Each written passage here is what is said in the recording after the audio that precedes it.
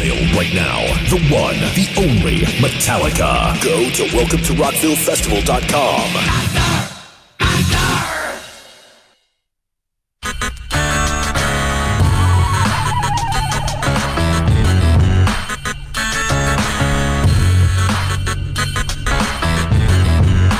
This is the Big O Show. This is the Big O Show. This is the Big O Show.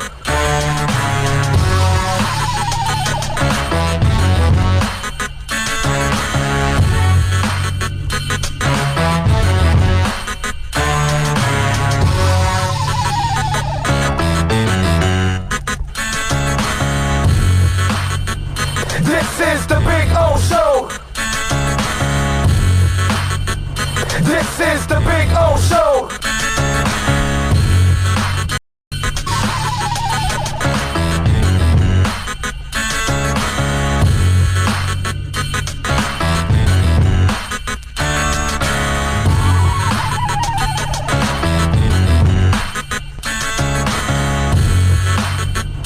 This is the Big O Show. This is the Big O Show. This is the Big O Show. This is the Big O Show.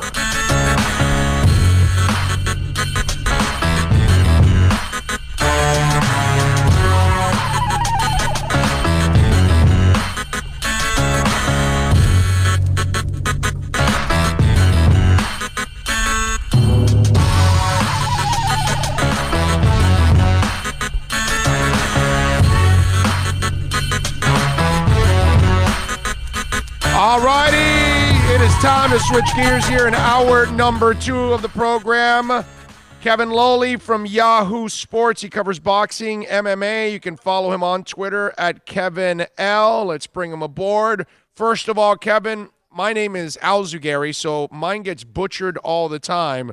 I'm wondering, did I butcher yours? Is it Lowley or did I pronounce it wrong? Well, you got it wrong. It's Iole. My Twitter handle is Kevin but it's pronounced Iole. So no worries. I'm used to, as you are. I'm used to anything. Okay. All right. Cool. All right. And I apologize just in case. You know, I laugh. I enjoy when people I expect you to butcher my name, so I wanna be entertained. So I kind of look forward to. I'm actually pleasantly shocked when somebody actually gets it right, which is amazing. So, Kevin. That's why I answered anything. I've gotten it for years, as you know how it goes. So I just answered it. Usually when they say, hey, stupid, I turn. So, I answered pretty much anything. Hey, Kevin, I was talking about this in the start, that it's cool to have a fight with buzz. You know what I mean? And that's something that we don't really get a lot in the heavyweight division. Sometimes we'll get it in some other weight classes, but we don't really even get that with boxing in general anymore. You know, I'm an old guy, so I remember when we always had hype for all the fights pretty much. It didn't matter what I was watching, whether it was Ali or whether it was Foreman or whether it was Sugar Ray Leonard or Hearns or whatever. I could go on and on. There was always hype. This Fury Wilder thing, it's a good thing to have that change of pace, to have guys like this that are this colorful and people are kind of gravitating to it. Oh, of course it is. I mean, I think, there's an old saying in boxing, you've probably heard it, as goes the heavyweight division, so goes boxing. I have been writing for the last year that the heavyweight division is really on the rise, and I think now, as you look at it, you have 3 top guys there with Wilder, Fury, and then Anthony Joshua. You have a number of really good-looking young prospects. Daniel Dubois, an English fighter, was my prospect of the year. He's going to be in a big fight soon on ESPN Plus. There's a lot of really good young heavyweights coming up, which is kind of surprising. We haven't seen that in a long time. I think we're in the best era of heavyweights really since the 1990s, when at the same time you had fighting Riddick Bowe, Hall of Famer, Evander Holyfield, a Hall of Famer, Mike Tyson, a Hall of Famer, and then you add in guys like Ray Mercer and Tommy Morrison and old George Foreman was still hanging around at that point. So there were a lot of good guys back in those days. Shannon Briggs was another one. And now I think you're getting back to that with some of the fighters we have now. And this Fury Wilder fight, they're two big guys, 6'9", 6'7", who can fight, who have divergent styles, divergent personalities, but they both like to talk. I think it's a good situation. Yeah, I think it's fun. I just don't. What I don't want is people to get carried away and think that this is going to bring boxing back to the mainstream. Let's just get past that already, because that's always talked about, and it's just never really going to happen again. It's always going to be a niche sport as it is. It's not going to be as mainstream as it was when I was young. But what I do love is just enjoy the moment, because I think it's a lot of fun to have these guys going at it, right? Yeah, no doubt. I mean, when two big heavyweights go, people love knockouts. Nobody delivers knockouts like heavyweights can deliver knockouts, and so that makes it. As far as boxing going, mainstream, I mean, I think, you have to look at it, and I think I agree with a lot of what you said. I don't necessarily agree with everything that you said. I think I've covered boxing for 30 years, and I cover MMA as well, and just the fact that MMA made the rise that it made in a short period of time, where all of a sudden it has, in a lot of ways, surpassed boxing. Oh, yeah. Tells me that it's not impossible for boxing to come back if they do the right things. Now, the problem is boxing doesn't have organization, and they don't have a central authority commissioner's office that looks out for the best of boxing. But when you make the best fight the best, and you consistently, not just every 6 months or every 9 months, put on the best fights, then I think you get interest in the sport. But the problem is, if you're an NBA fan, you know that the best teams are going to play each other all the time, and in the finals, you're going to have an amazing matchup. In the NFL, you know that you're going to have the Patriots playing the top teams. Patriots and the Chiefs are going to play. We get into the boxing, and is Crawford and Spence going to fight? Is Fury and Wilder going to fight? Is Mayweather and Pacquiao going to fight? You never know. That's the problem. If they solve that, and I think it's solvable, I don't know if they ever will, then I believe that we're looking at, boxing coming back. But will it happen? Who knows? Well, one of the things that I talked about earlier, why I don't think it will, my man, is because that's life, my brother. Horse racing, never bounce back. Boxing, not going to bounce back. Baseball is on its decline, and it can't find its way back. Highlight was a strong sport down in Florida, here in Florida, for a long time in the 60s and the 70s and all that. People used to, go, it's gone.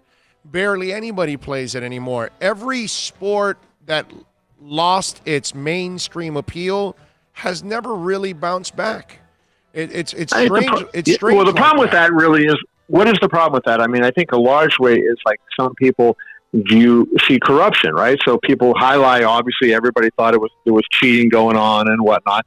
And I think the same thing, you see it, you hear it in boxing, have there been cases of fights being fixed? Of course there have. But, is that really, what goes on all the time? No. I mean, I would argue that it's been a long time since that has happened, but I think that perception is out there.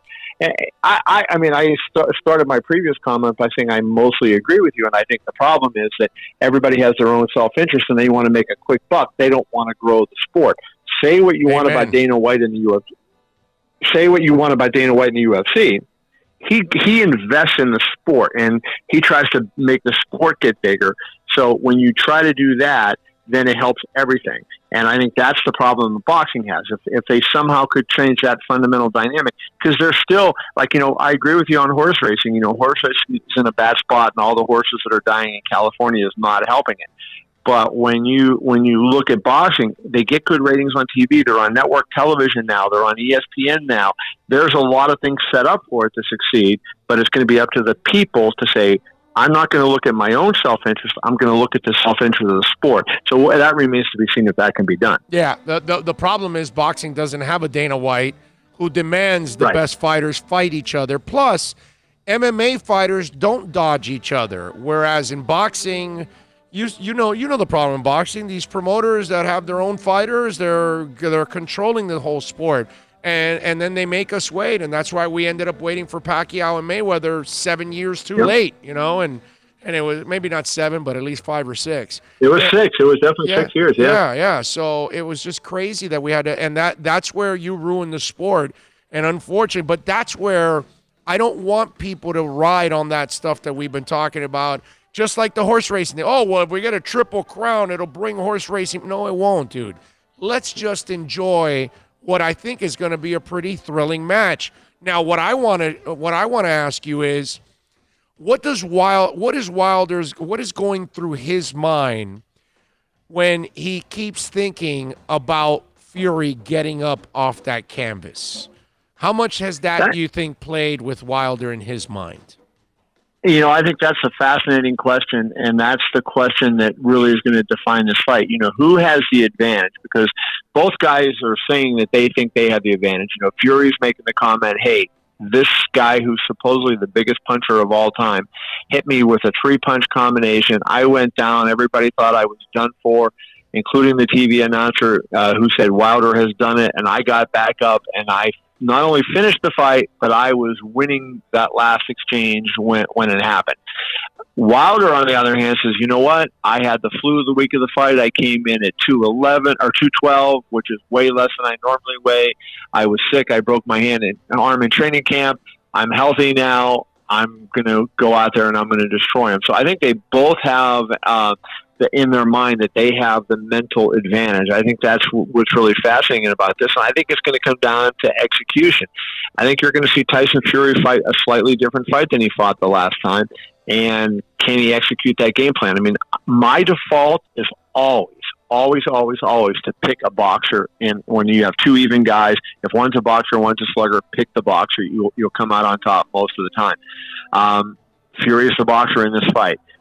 But can he execute this new game plan? That is the big question. Well, hold on a second, dude. This reminds me of the mistake Leonard made with Duran.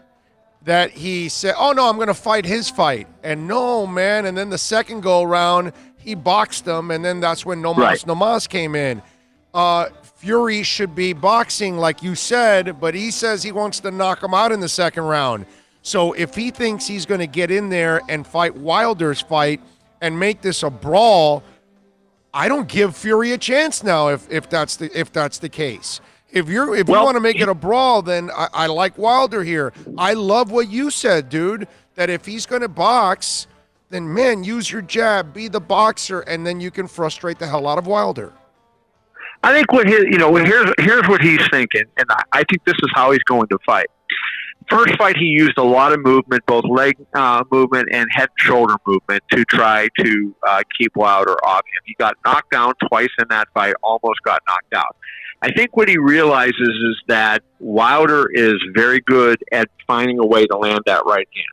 So what he needs to do, and I think what he's going to try to do, is he is not going to brawl. He's not going to turn this into a crazy slugfest, but he is going to try to be the guy moving forward to make Wilder fight going backwards. Most punchers like to be the guy coming forward, throwing their weight forward, putting their weight on their front foot, and firing that backhand at you. I think that is what Tyson saw from that first fight. So he's going to say, okay, Deontay, I'm going to push you back. I have an 85-inch reach, which is bigger than Wilder. I'm going to throw that jab. I'm going to force you to go back. He's still going to box. It's not going to be a Morales, Barrera, Gotti, Ward type plan that he has. But I think he's going to make Wilder defend more than you saw in the first fight. And I think that's what he's talking about. I get it. That makes. Now, do you agree? Do you think he'll be able to execute this? And then the B side of that question is, can he actually knock him out in 2 rounds? I don't think he knocks him out. No, that I think is a pretty easy one. I do not think that he knocks him out in 2 rounds. If there's a knockout in 2 rounds, I think we know who that's going to be, and he's from Alabama. My take on the fight is this. As I said earlier, my default would always be to go with the boxer. But, I just have this feeling the way the Wilder's confidence and the way he's getting that right hand in, and he's doing it against so many different types of opponents.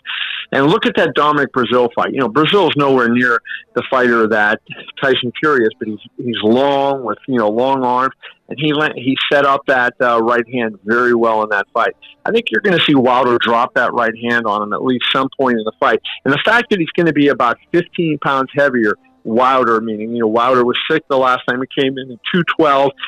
This time he said he's going to be around 230. He said he weighed 230 yesterday at the weigh-in, so he's not going to try to lose or gain. So whatever he weighs when he gets to the scale that day. So it'll be high 220s, low 230s is what he's saying he's going to weigh.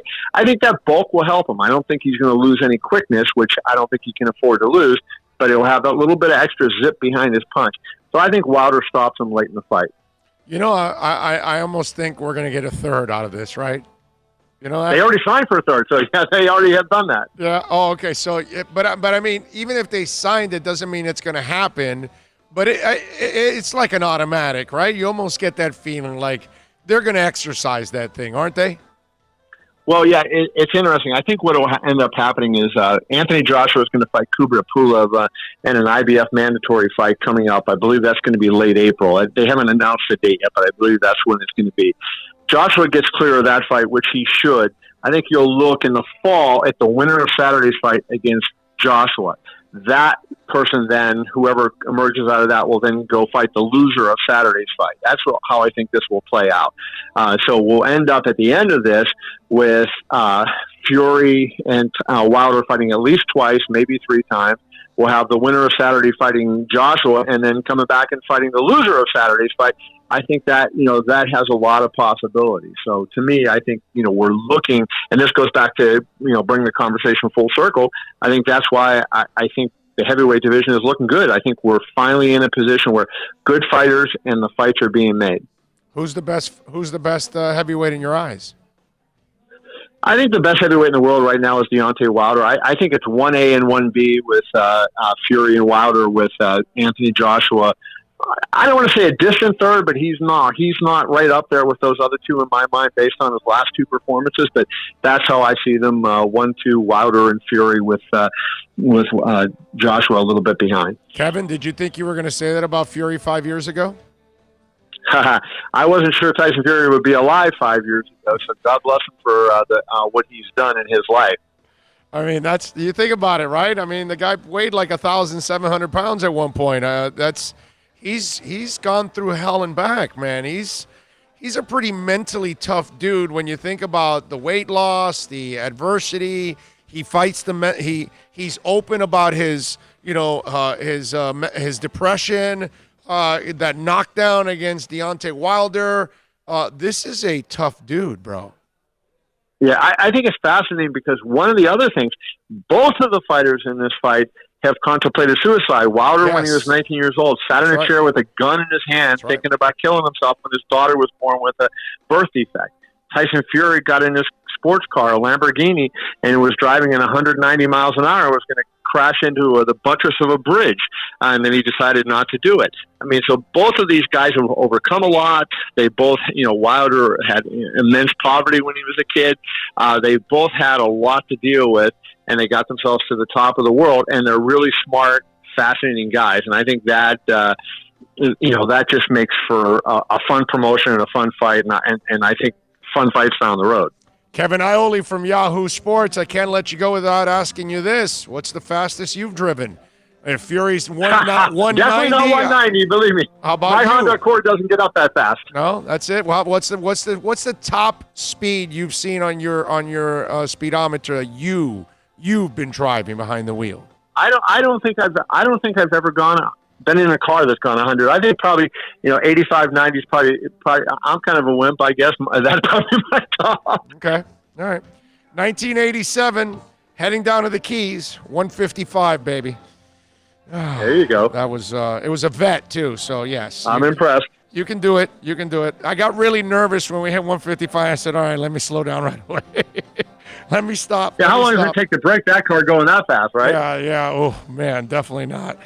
Kevin, what are you guys working on Yahoo here over the next couple of days before the fight, my man, so folks can check you out? Yeah, I've had a ton of stuff up already today. I'm going to have a little story that should be up anytime now talking about the switch in trainer that Fury had and the impact that'll have on him in the fight. Got my preview going tomorrow and working on a story about Top Rank, Fury's promotion company, possibly being for sale and what might come of that. So in other words, you've got Wilder, right? Since you've got him number 1 in the world, you've got Wilder in this fight on Saturday. I'm going Wilder TKO 10.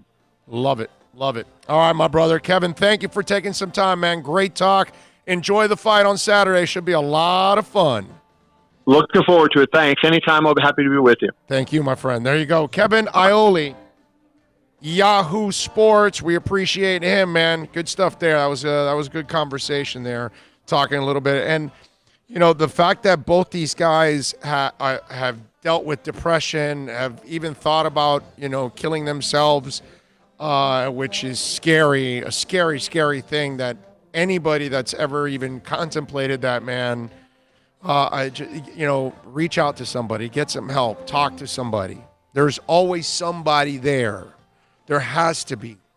Okay? You can pick up a phone and call somebody. But find a friend, find a loved one, your spouse. That's not ever the answer for anything. It just isn't. But to hear about people, and it's important, I think, when you see Tyson Fury, I think it's super important that anybody that's ever dealt with, because you got to think about this. I can't comprehend with that. Most of us can't. Most of us don't have the comprehension of thinking of killing yourself. It's just not something that you normally will think about. You shouldn't be thinking about that. So if you have, or you have constantly, or if you feel that life isn't worth it, it's about reaching out to somebody, because life is always worth it. The fight is always worth it. Giving up, is never an option. And I think it's huge. I think it's enormous when anybody can be honest about whatever trials and tribulations that they go through, because we're all the same. We're all human beings, man. And while I can't comprehend with the thought of trying to take my life, that doesn't mean that it will never happen to me. It doesn't mean that I could never, ever, think about that. It's possible. It can happen to anybody. Depression can happen to anybody. I've had depression too, like anybody, but not the serious depression that people suffer on a daily basis. I've only had short bursts of depression, because I try to be the guy that I can get pissed off about something, but I try to just, cast it aside as soon as possible and move on. I don't like to live out on the negativity, because it's not worth it. I got to move on. I got to think about what's next and think about what's better ahead and leave the negativity behind me. You know what I mean? Laugh at it. Make fun of it. That's what I'll try to do. So that's it. I got to move on. I got to turn the page. And I love, in one of the interviews, I think with Max, it was 2 days ago that I saw, how Tyson was openly talking about, depression and dealing with it and those kind of things. And I think it's important, because sometimes people feel like they're the only ones that are dealing with this. And they're not. There's lots of people all over the world that are dealing with those same kind of issues. And I know it's hard for those of us that don't ever suffer from long bouts of depression to understand it or comprehend it, but it exists, and we've got to have patience for those folks, and we got to have love, and we got to have understanding. You know what I'm saying? Even if you don't really comprehend with it, you got to try to support it as much as possible. Because if somebody reaches out to you, it's because they're hurting. So good stuff by Tyson Fury, talking about that and making it, something that's more understandable for people out there. Let's see. What do we got here on the talk show? I know this fight is good, but hell no, I'm not paying $80 for this fight. That might be over at the start or in the third round. Too much hype like always. Hey, Myron, you know what? Lots of people feel like you, my brother. There's a lot of people that aren't going to pay for the boxing match, and they want to go to a bar or a friend's house. That's understandable, man. How many people have been burned by it? And you know what? How many people just can't afford to pay $80? I completely get it. Dougie Fresh says, I'm sorry, Dougie, I missed this because it says question for guest. Just looking at two men in the ring. Is boxing still the sweet science? Is it the external factors that have hurt boxing, or is boxing becoming MLB 2.0? No, you know what? We kind of did talk about that.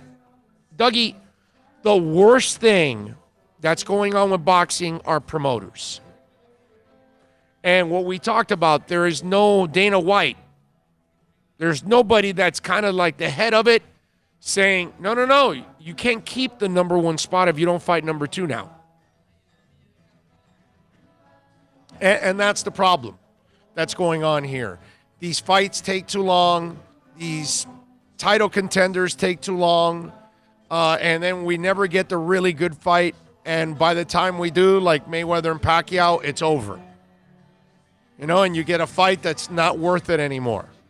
And maybe Mayweather dodged Pacquiao for years because he thought he would lose to Pacquiao at that moment when Pacquiao was at his peak. Whatever.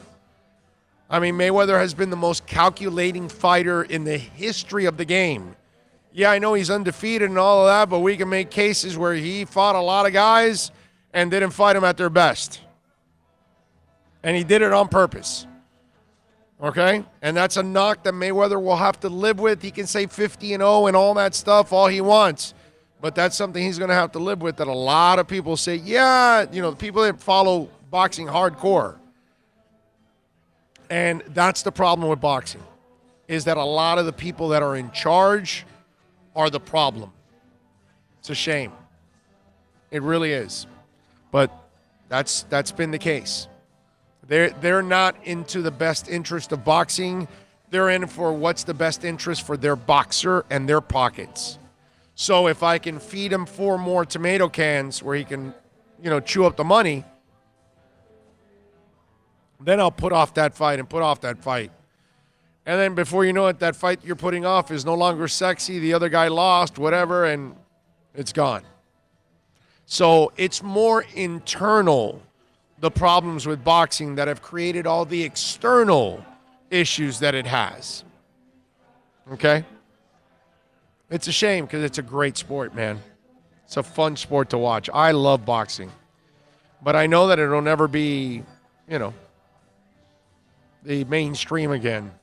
Rebo 13's asking, will we ever get the winner versus Joshua? Well, you heard Kevin talk about that. Who knows? In the end, because of what I just said, we never know what the hell we're going to get. What else do we have here? Oh, Mark Twain once said, damn it, anything truly funny is your tragedy plus time. Humor is therapeutic. Amen to that. Amen to that. And I use humor all the time to try to get myself through life. Peter says, suicide equals permanent solution for a temporary problem. Very well put. For a guy that's always screwing around and taking shots and busting balls, nice job by you, Peter. That was strong on your part. And Myron says, that has nothing to do with money, but I can use that for something better for me. Well, enjoy it, man. I'm with you, Myron. $80 on a boxing match. Anybody that tells me it's just not worth it for me, how can I ever argue with somebody with that? You could go see 2 concerts at Revolution and Culture Room. Right, for $80, yes. No doubt. And real live, you're there. Yes. Fun. Yes. Myron says, Jimmy G don't need to be a football player. He can always get a great piece of ass. Talking to Mace. Jimmy definitely can. He and Mr. Looks that he is. Yes, he's that guy. By the way, we're out here at Toyota of Hollywood. They've got over 1,500 vehicles. I see Steve Ostroff back there behind the counter, and Herbie, Eddie, Gary Thompson's walking around. I mean, so many people. Go see Herbie Lopez out here. He's such a good dude. Some great people. The selection is sick. I mean, sick. I'm looking right now at a Tundra, right? But that Tundra, they've got it in all kinds of colors, all kinds of models and styles. The Supras are out here. There are Toyota dealerships all over the country that may not have one Supra. These guys have several Supras, so you can pick from. Beautiful car, by the way. And it drives, wow. Okay? It doesn't matter what you're looking for, a Camry, a Corolla, you name it. The selection is going to be second to none. That's what's awesome. When I bought my XSE here, I said, all right, I was looking for the red one because I love the red, right? I'm a big fan of red-colored cars. And so I was already dead set on getting my XSE in red. I saw it. I loved it.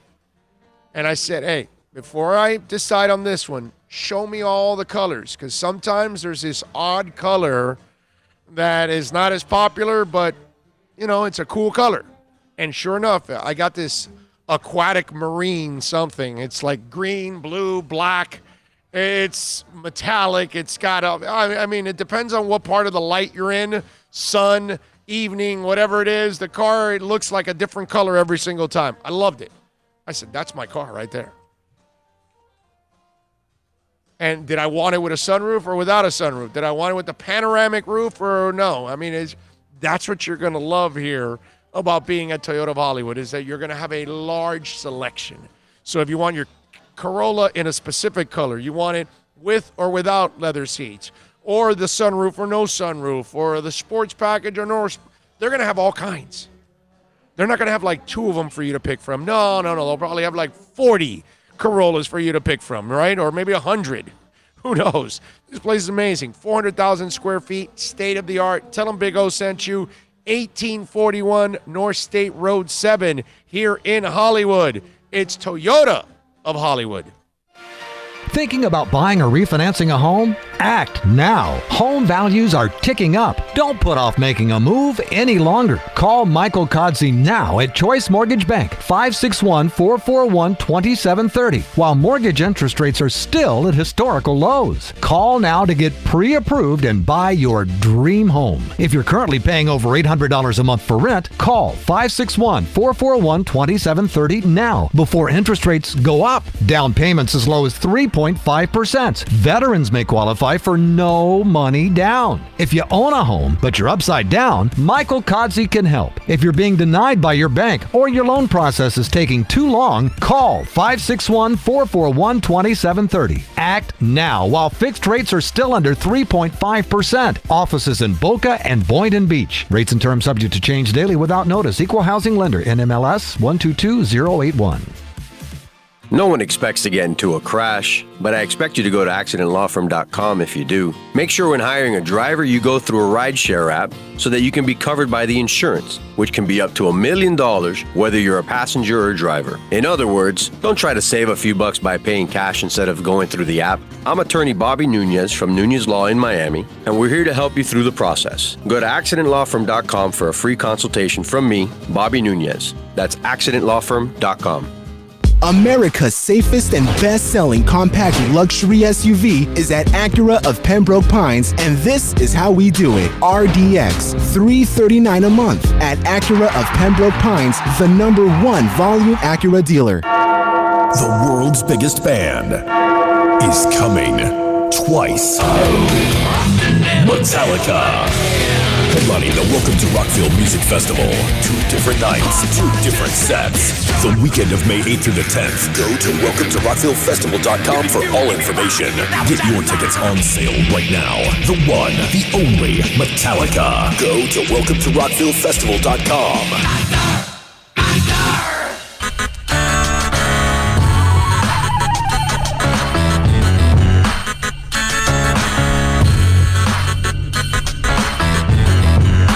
This is the Big O Show. This is the Big O Show. This is the Big O Show.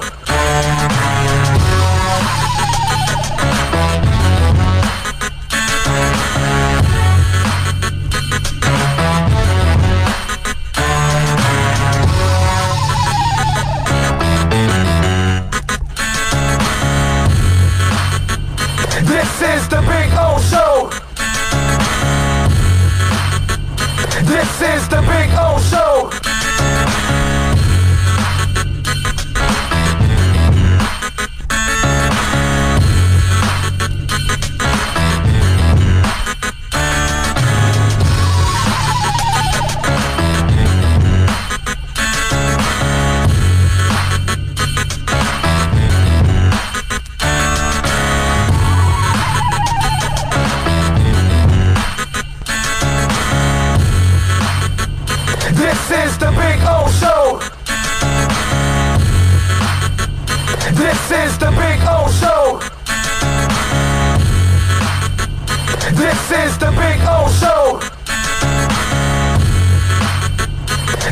is the Big O Show.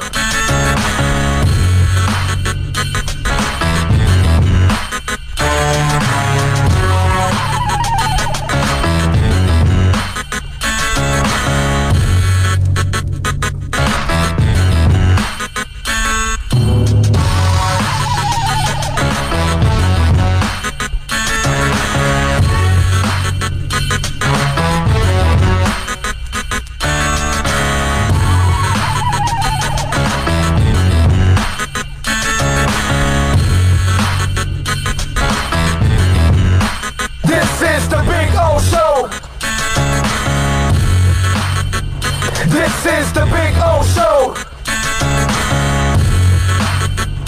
This is the Big O Show.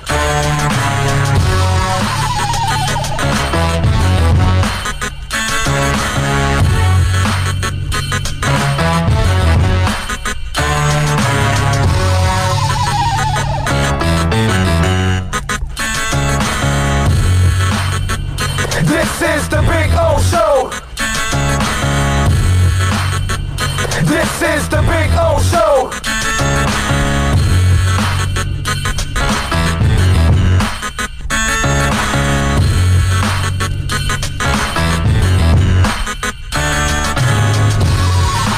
O Show.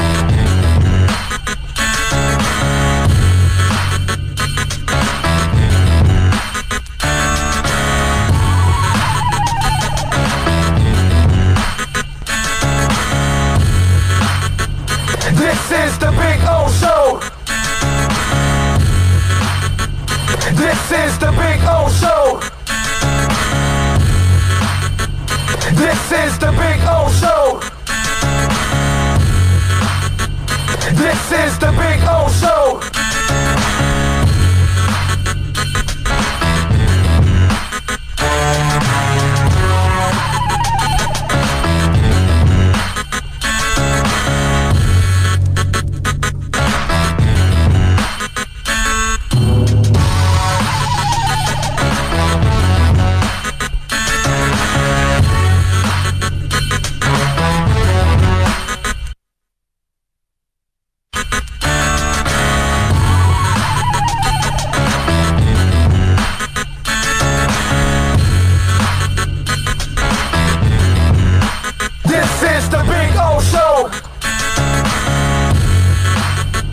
This is the Big O Show. This is the Big O Show.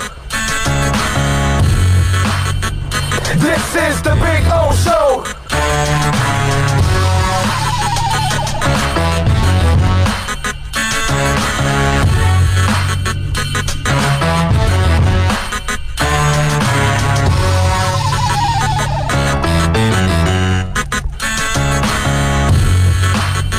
the Big O Show. This is the Big O Show.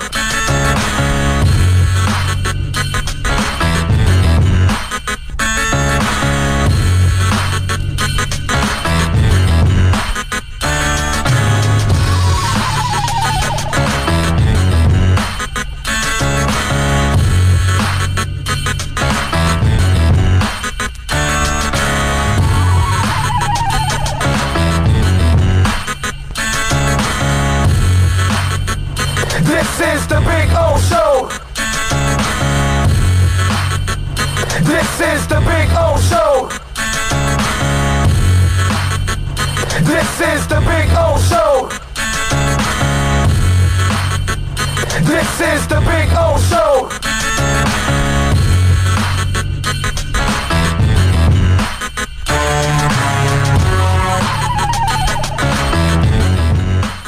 All righty, welcome back. Coming to you live from beautiful Toyota of Hollywood, like we do every Thursday, and have a little fun out here every day, every Thursday till 3. Just was getting some great news. So I'm sorry I took a little long, but my daughter's slightly more important. So it's actually really cool. And anyway, so good stuff as always. Great mood, great stuff to talk about. We got. Did you see Giancarlo Stanton? Huh? What do you think, man? My Yankiness, my Marlin. I love that guy. No, but my problem with all of that is more on Stan. Let me have a little fun on Stan's expense there. So Stan was talking about the Astros players. Do we have that soundbite for Stan? So Stan was obviously sharing his opinion on the Astros players, right? And how he would react if he knew what pitch was coming, right? Let's hear from Giancarlo. We know that they don't really care to give an apology or explain their side, and it showed by their response. But as players, we know that. I mean, you know the repercussions of doing something like that. You're only really sorry because you got caught. They did their investigation, and it was clean cut that they cheated that year, which means it should be taken away. If I knew what was coming in 17, I probably would have hit 80-plus home runs. So. Now, here's the thing, Stan. You also got to be healthy, bro, to hit 80 home runs, right? You know what I'm saying? So let's just, before we brag about things that we got to do, why don't you try to stay healthy, buddy? Why don't you try to complete an entire season on a consistent basis? You know what I mean? They are paying you a boatload of money, and Marlins fans can, you can be pissed off about Yelich. You can be pissed off about Ozuna. You really don't have to be too pissed off about Giancarlo Stanton getting traded.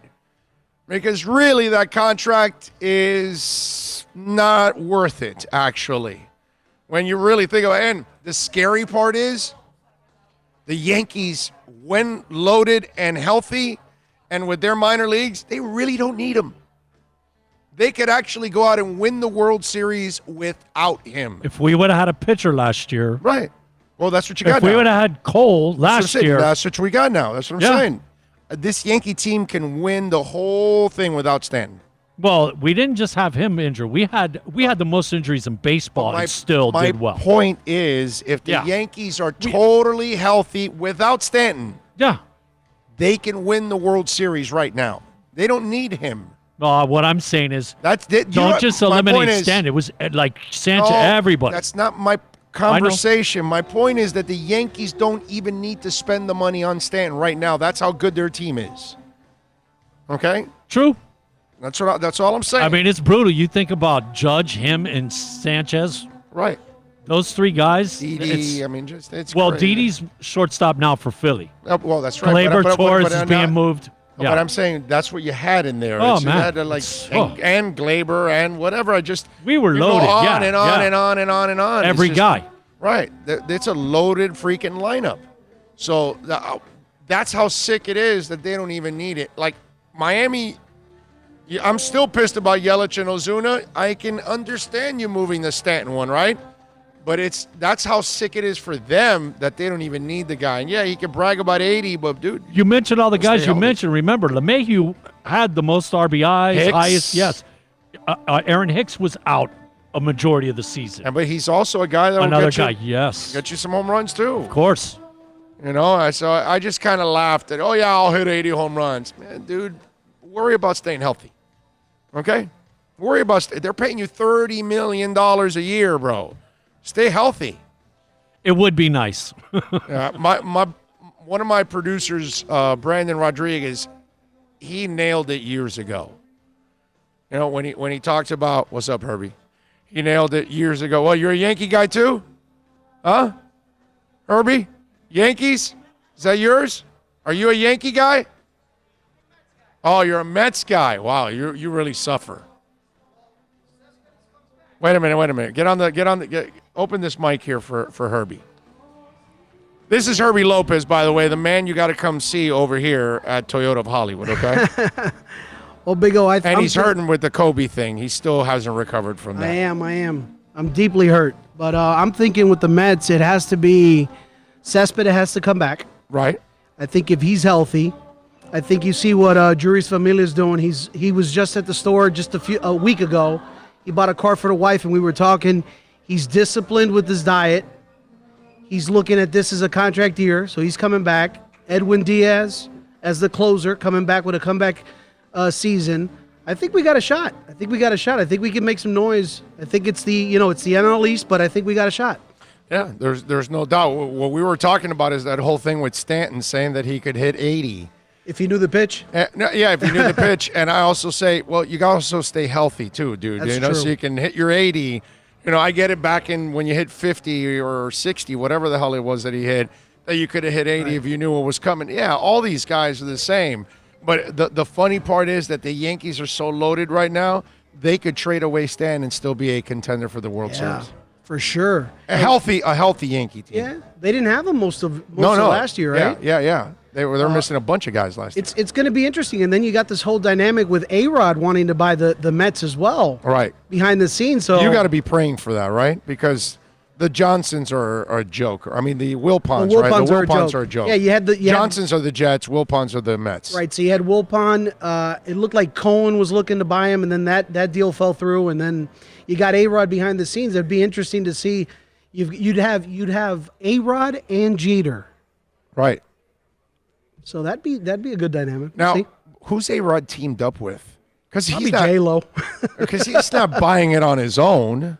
No, I don't think. I'm sure he's got some. No, I'm sure he's got some money, but he's probably going to pull a Jeter-like move. Correct. Where he's not really going to put a ton. Correct. Probably put like 50 on his own. He won't even put as little as Jeter did.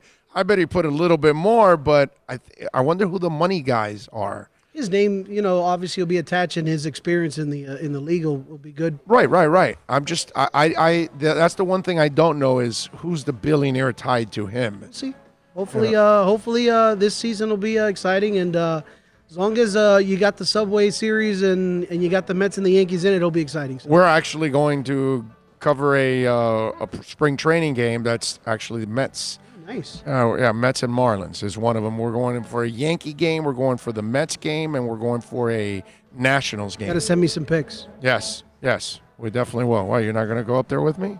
Well, come on. I'm in. Damn right, I'll invite you. Come on up. I'm in. All right, good stuff. Thank you for having me on. So, Herbie, right? what do we got going on, bro? Tell people about a couple deals here that they've got to take advantage of right now. Listen, the way they got to look at it is Toyota Hollywood is the #1 Toyota dealership in the southeast region of the United States. Mm-hmm. The way we got there is we take care of people. We just want to take care of people. Everybody should come here. It's an exciting place to buy a car.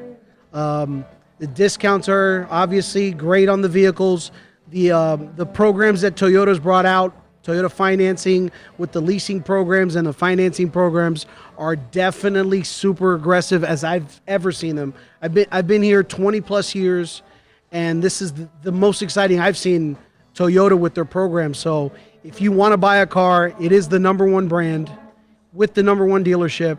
And we're just looking to take care of people, so people take care of us. So. And they do take care of everybody. I'm telling you, because I've witnessed it myself, whether my mother-in-law or myself or friends of mine Absolutely. that have come out here, and a couple of our listeners already here from the podcast have visited. And remember, mention our name, mention the show. When you see Herbie Lopez will take care of you out here at 1841 North State Road 7, baby.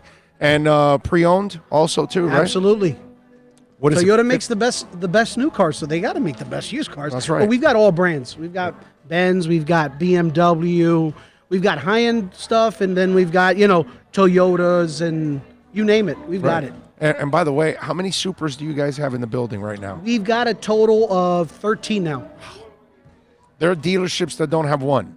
They got to come see this place. I mean, look. This, I know.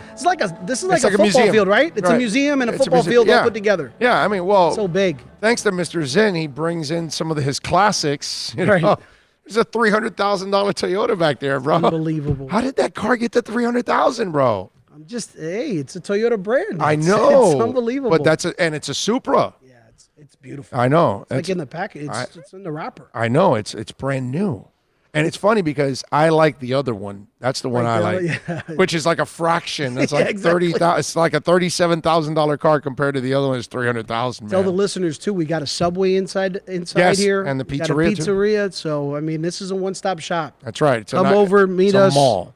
You're gonna love it. Yeah, I got some entertainment out there because we're certainly not entertainment, but we do have a musician. You're the best, Big out O. here and entertain. You're the best, Big O. Thank I you for everything appreciate you, do, Herbie. my man. Much love, brother. All right, guys, take it easy. You got it. The great Herbie Lopez, baby. Come on out here, 1841 North State Road 7 in Hollywood. It is Toyota of Hollywood, and go see Herbie. I'm telling you, Herbie's a really, really good dude. He'll make it happen for you, okay? And tell him that we sent you.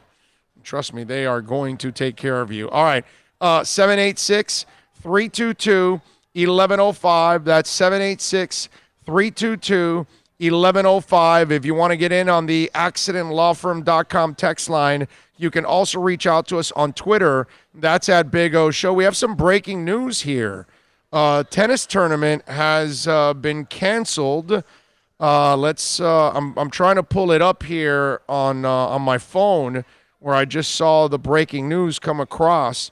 So apparently they have got some issues. I think this is from the coronavirus. What's up, baby? Hold on a second. It says the Xi'an Open Women's Tennis Tournament scheduled for next month in China was canceled Thursday by the WTA because of concerns over the coronavirus breakout. The hard court event was supposed to be held April 13th through the 19th with 32 singles players and 16 doubles. There would have been $115,000 in prize money at stake. A statement issued by the WTA says the tour is watching the situation closely and will continue to communicate with medical experts as information evolves on this virus. So, and apparently it's affected more than 75,000 people around the world. And in China, about 2,100 deaths have been reported.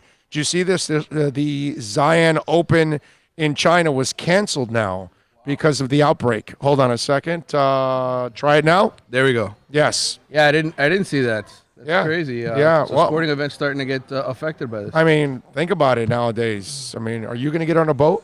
No. Would you if you had a cruise going on in the next 6 months, would you be canceling it? It's funny that you mentioned that. My brother took a cruise. He's on a 16-day cruise right now from Miami to Los Angeles. Now, if the coronavirus was in the United States and it was prevalent, and of course not, I don't think I'd ever get on a cruise. But I told him, I said, you're kind of nuts going on a cruise all the way out to LA, because you'd imagine somebody who's been to China is probably on that boat. Right. Exactly. So. But hey, man, they had this plan for a long time. It was one of their dream vacations, so they went on it anyway. So it's like the Panama Canal thing. You go through the Panama Canal, and you come out the other side. You hit a couple cities in Mexico, and you get home to LA. That's where he lives. Remember, I work for Royal Caribbean. It's called a repositioning cruise. Okay, they're going from here to there, and then they'll be sailing out of Los Angeles for a few months. Okay, so have you ever been through the Panama Canal? I have not. That's one thing I'd like to do at some point. It's super cool. Yeah. I've never been like sailing through it, but I've stood there watching the whole process. Okay. And it's like, it's an engineering marvel, dude. Yeah. How they do it, it's awesome. The coolest thing I've ever done as far as cruise ships is concerned is go to Alaska and get on a helicopter and fly out and land on top of a glacier. That was probably one of the craziest. I was 18 years old, went with my parents and my younger brothers, and to this day, it's an incredible memory. But I also remember getting back on the cruise ship and hearing a half hour later how one of those helicopters had taken another family and crashed. Oh. So I said, I guess this is a one-time experience. Yes. I'm not going to be doing this again. Yes, definitely not. Definitely not. And by the way, Manny Navarro joining us, because I know on video you can see Manny. Yeah. But on audio, you're like, oh, wait a minute. Oh, you haven't told us who the hell's there. And so Manny Navarro, of course, he was in the neighborhood. So what, are you going to go pick up your daughter? Is that what it is? Yeah, she's got chorus practice right now, so I'll go pick her up. She'll finish around 3 o'clock. Nice. Yeah, so she's excited. Later this year, they'll be performing at Marlins Park. Her chorus group. So that'll be a big thing for her, and she's all excited. That is awesome. Man. Yeah. That is awesome, man. That is so cool, dude. That is, you're gonna be like nervous. Oh right? yeah, I'm totally gonna be nervous, because it's one thing to do it in school in front of the other parents, but to go to a baseball game and do it in a baseball, it's gonna be one of those moments where she's kind of like, wow, this is Yeah, it's big. Yeah, it's like, big. Wow, this is a big stage. Never been on a stage like this. Right. But the good thing is when you see her perform, because we know she's gonna perform and kick ass, then you're gonna go, all right, my kid is clutch. Yeah. My kid knows how to keep it. Because I would have screwed it all up. Right, that's the way you're gonna think. She's good, man. She plays soccer. She loves the big stage. Played well in the championship game. So hopefully this is a thing where she steps up in the big moments. I like it. I like it. All right. So what do you think about the heaters here in the second half? Yeah, I was at practice yesterday. Went by, talked to a few of the guys, and look, it's important that they get off on the right foot here. Atlanta's not a very good team. You got to get a W there, and then Saturday as well. Come a little closer to the mic. Yeah, what I was going to say is they got to get off to a good start here because that 1-4 finish wasn't very good, and to me, they got to get home court. If you're going to play Philadelphia in the first round, which is potentially the matchup, and 4-5, they suck on the road. They suck on the road. You got to get home court. So to me, it's important for them to get off to a good start here. Yeah, and didn't they beat them already in Philly? They beat them in Philly once. Right. Didn't they win 2 out of 3? Right. They're one of 2 teams, I think, that have won in Philly this year. Right. So yeah, that's a good thing for them. And this was a great weekend for the Heat because it's not just whatever you try to recruit with Giannis, if those guys ever did anything, but just in general for the league, agents, players, to see the Heat presence all throughout the All-Star game. Yep. I think that kind of sends a message like, okay, that franchise is back and they're, through the dark side of it. Absolutely. From all those bad decisions. Mm-hmm. And I think that's if you don't end up with Giannis, I don't know, maybe something else breaks because now people say, okay, that's a place that we can go to now. It's funny because we were having that conversation yesterday before Spo came out. A few of the writers were all sitting there waiting for him to come out and talk to us and started saying, okay, so what do you do now, right? If you're the Heat, you know what you've got in Bam, you know what you got in Jimmy Butler, you know what you got in some of these young guys. Can you get a Giannis Antetokounmpo to come here? And if not him, then who else? Does Philly blow it up and trade Joel Embiid? Do you make that move? He played obviously well with Jimmy Butler. I think the third guy is Bradley Beal, right? That's the one everybody else sort of looks at, like, who could you get in here? Right. So to me, it's one of those 3 guys, and you're going to have to give up some of those young guys to make it work. Either way, being on the big stage and showing off all that young talent that you have is great because now the Heat is in the mix again. Free agents are noticing, hey, not only has Jimmy Butler gone there and done great things, but look at all the young guys they've developed, these guys that weren't even drafted, like a Derrick Jones Jr., who basically remade their entire career. So to me, yes, it was pivotal for the Heat to sort of send that message. And now in the second half, if they can win a series against Philly, and somehow pull off a miracle against Milwaukee, that great Milwaukee team, and Giannis, then if I'm Giannis, I'm like, who do I want to go play with? Right. Well, okay, so let me ask you this question. Is it better for the Heat? Do they look, for them to land Giannis, okay, I'm just going to play this game to have a little fun, okay? I'm not saying they're going to land there, but does Miami have a better chance of landing Giannis if he wins the title this year or if he loses the title this year? I think he's got to lose. I think if he wins, why is he going to leave? He's the king of Milwaukee. He's really the king of Milwaukee at that point. And to me, I think he invests himself fully to what they're doing. And they go out and they probably attract guys because he can prove he can win a championship really with Chris Middleton and a pretty good supporting cast, but no other superstars, right? No, he's a one-man show really with a good supporting cast. Middleton's a borderline all-star. Right. So, borderline. So to me, at that point, if he wins a championship this year, I don't think he leaves Milwaukee. I'm thinking the other way. I'm thinking that because he's such a good dude, like he'll want to stay in Milwaukee because he wants to win that title for them.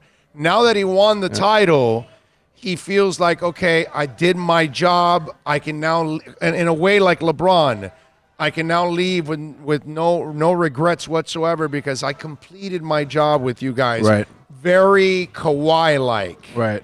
And I almost find it better that he wins it so that part is done and he can now say, well, now the challenge is to go somewhere else and win it. Right. And maybe Miami, I don't know, man. I don't know what's better. I see the reasoning, but I tend to think, having seen other guys go through this, like Anthony Davis, for instance, right, in New Orleans. But that wasn't even close to this. Well, but he made the playoffs. He made the playoffs a couple years with those teams, but he couldn't single-handedly do it, and that's ultimately what convinced him. I think for Miami to have a strong case, it's, hey, he can't get to the finals. If he doesn't even get to the finals with this team, right. Then maybe he says to himself, okay, I got to go somewhere else to win. So that's what I think you're rooting for.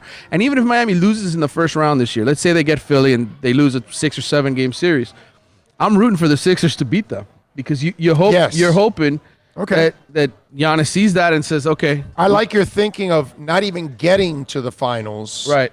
The frustration. But if he gets to the finals, I don't know, because then he'll still feel like, well, I've got a finals team. Right. I'm a finals team in the East, and that's where, and the East is obviously weaker than the West, and he knows that. So, and even when you look at the team he picked in the All-Star game, he picked a lot of the blue-collar stars. Right. I like the fact that he picked Bam and Jimmy. Yeah. It kind of sends a message of, hey, you know what? I want to play with those guys. I want to see what it's like. So, and that's where this all starts. I mean, you know, the dream team, the dream teams, etc. Specifically Bam. Right. How he spoke about Bam right before he made the pick. Right. And he talked about wanting to play with guys who play hard. Right. You know. Right. So, if for Miami, I think we know this roster probably not capable of winning a championship as constructed. They're going to need. They're better than I thought they were already. As it is. They are, but this is probably third, fourth, fifth seed is probably what they are with this talent base. Better than I thought they were, bro. I was wrong. I thought they were a 7 or 8 seed. But you know that's not good enough for Pat Riley. He's going to swing for the fences. Oh, yeah. And so if Joel Embiid becomes available, I know some people were saying, oh, is he even a fit in Miami? I'm like, I'm pretty sure if you watch the end of that All-Star game, because he's going to crowd the lane, and Miami's going to have to play through him more, etc. Have they ever heard Pat Riley talk about long and athletic? I know. Those two phrases, how many times does he use that when he loves to talk about whether it's Lamar Odom or whoever throughout the history of time? He loves when players are, and he'll do this, long and athletic, and he'll open his arms up like that because he loves those kind of players, dude. Yeah.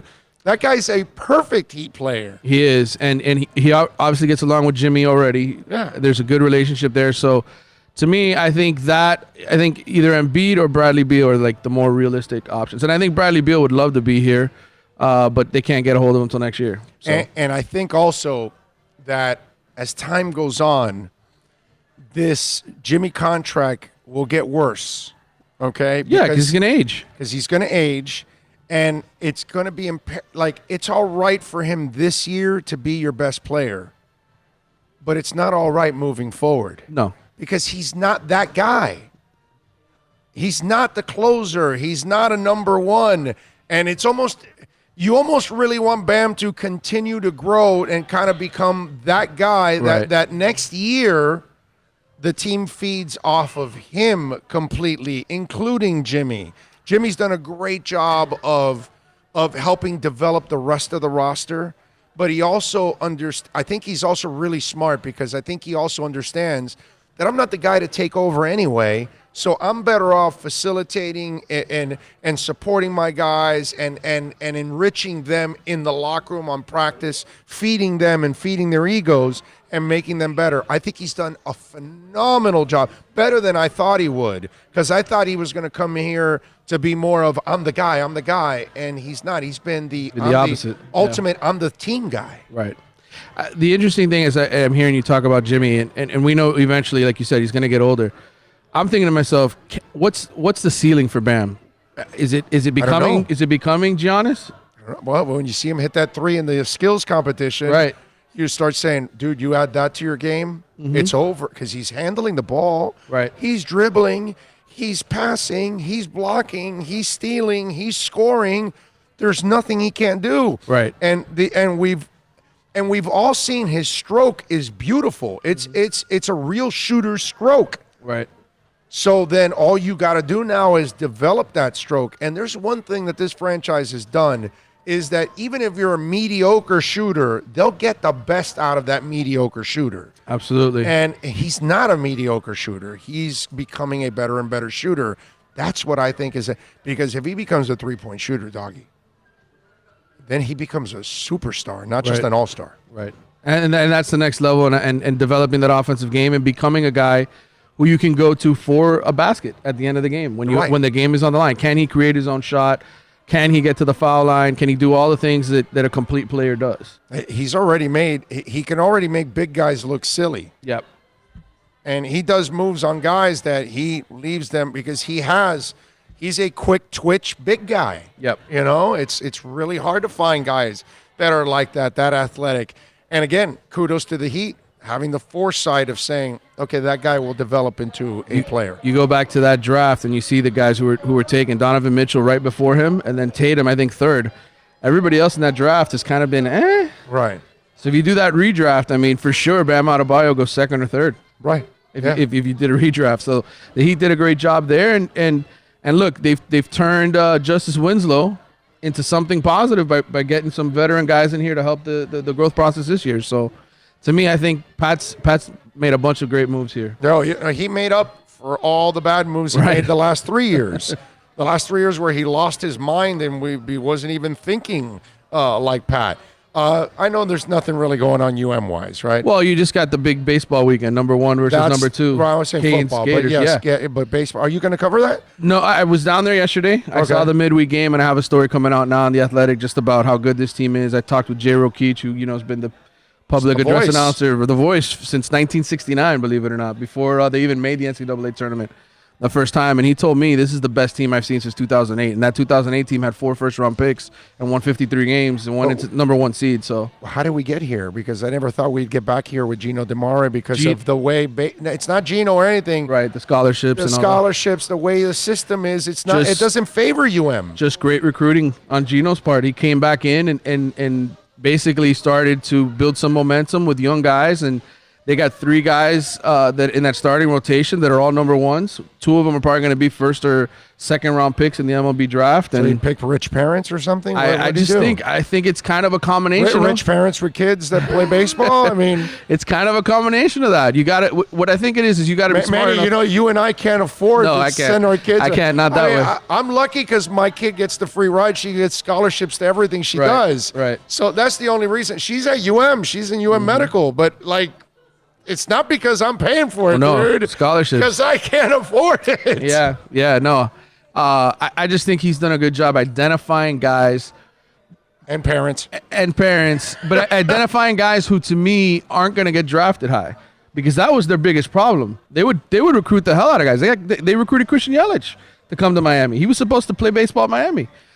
He ended up getting drafted by the Marlins, but it's one of those deals where it's sort of like you have to figure out the science. How do we recruit somebody who we know is good? A little Larinaga. But isn't going to be a little Larinaga, like when he gets those older guys to stick around, and then he has a couple of those young guys that are more highly recruited guys aren't going to stick around that long either. Yeah. But it's that mix that when he's had success, he's had a couple of those older players that stick. Is that what you're saying? Well, they have a 5th-year senior. Brian Van Bell is going to start the Friday night game, and he is lights out. He was 10-2 last year, and now he's the ace of the staff. And you got the 2 guys behind him who are going to be the first-round picks. So it's kind of like when you're that deep pitching-wise, you got 3 legit arms, you have a chance to win the College World Series championship. That's what you need. That is so cool. I thought it was going to be so tough for them to bounce back because of everything that's gone on with the scholarships and everything else. Yeah, but kudos to Gino, and really, he was gone for 3 years. He stepped away from 2009 to 2011, and that's when the Gators took over. As soon as he stepped away and wasn't involved in the recruiting process, all of a sudden Florida got good, and they've been to 6 College World Series since 2010, and they won the championship in 2017. So now that he's back, now that he's building momentum, this series is kind of like maybe it's a turning point for Miami. Inspiration, Dolphins. Changeli out of football for a couple of years. He's back. Gino DeMare out of baseball for a couple of years. He's back. See? Whoever tells you that's a bunch of crap. You see? If you have it, you have it. It's a good thing. All right, I like it. So football-wise, there's nothing going on, right? Nothing. I mean, the recruiting is going to keep going here the next few months. We'll see who they add for the 2021 class. But practice is the first spring practice is February 29th. So, and then they'll have spring break in between. There'll be a spring game sometime in April. So I'll be out there for all of that, seeing Derek King and how those guys look, and hopefully they come out and they look as good as everyone thinks they're going to be in this Rhett Lashley offense. I'll tell you this. I think the guy that everybody's looking forward to on the Kane side is Derek King. Yep. That's the buzzed guy. Yep. I mean, that's and that's because we're so quarterback starved in this damn town, all over the place. So we're dying to get the guy, and for the Dolphins. And now that the Canes have what looks like the guy, that would be the ultimate balance right there for them. 50 touchdown passes, 10 interceptions in his career. He's got a great 5-to-1 ratio is pretty decent. Pretty decent. And then you add in everything he does running. Yeah.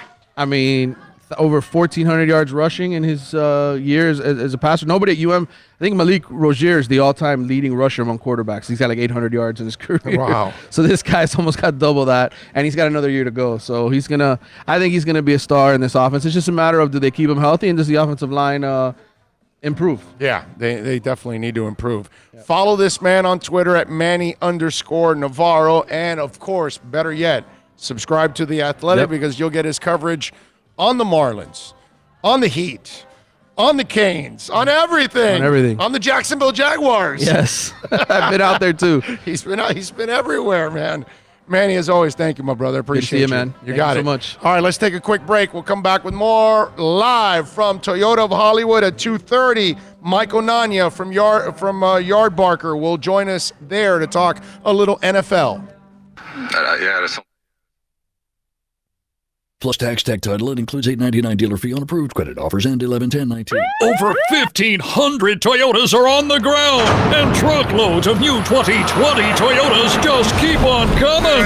To eliminate all 2019 models, Toyota of Hollywood is holding the ultimate 2019 model year changeover event. Make us an offer, any offer, and you can buy a Toyota at up to 50% less than their original MSRP when new and used. 50% less. A pre-owned 2019 RAV4, not $30,000, $19,775. A pre-owned 2019 Camry LE, not $26,000, $17,775. A pre-owned 2019 Corolla LE, not $22,000, $12,775. Pay up to 50% less at Toyota of Hollywood, the #1 volume Toyota dealer, based on total retail sales of new Toyotas in the Southeast region for 2014 to 2018 per SET, on 441 between Hollywood Boulevard and Sheridan Street. Open till midnight.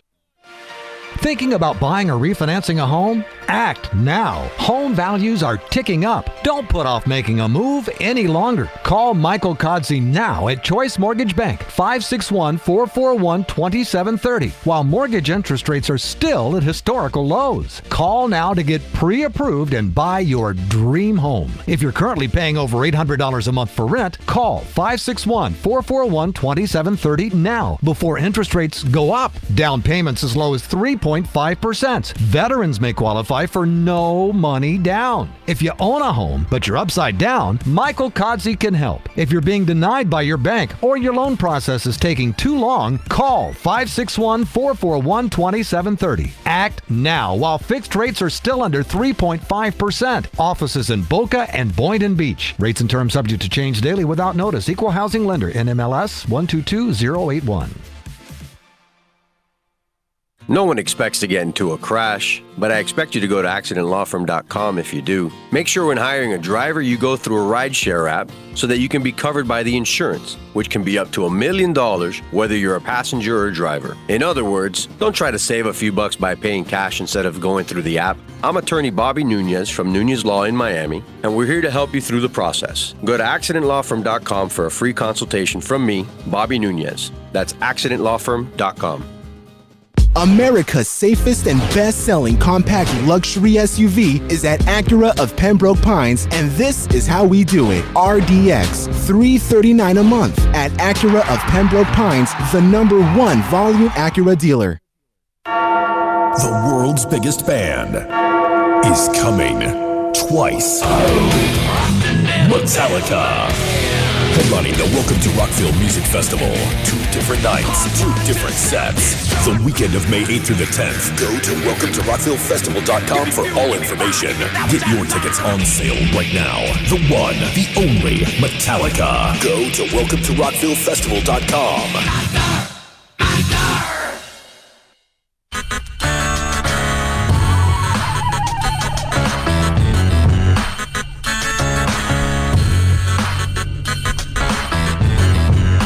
This is the Big O Show. This is the Big O Show. This is the Big O Show.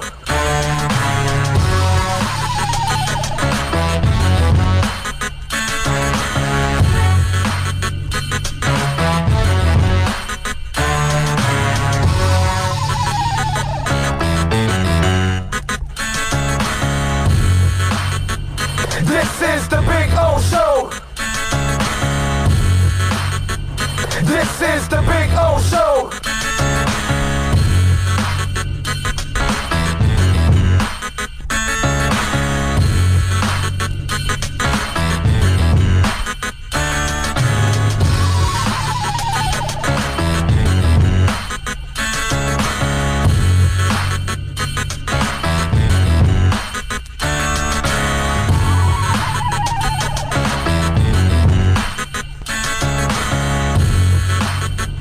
This is the Big O Show. This is the Big O Show. This is the Big O Show. This is the Big O Show.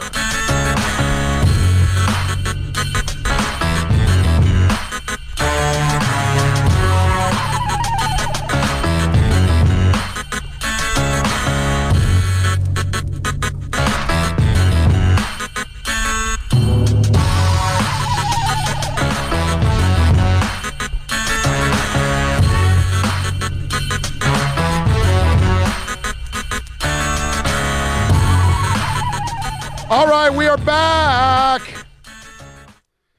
I like it how in the video you can see me like move chairs and all that good stuff. Let's see.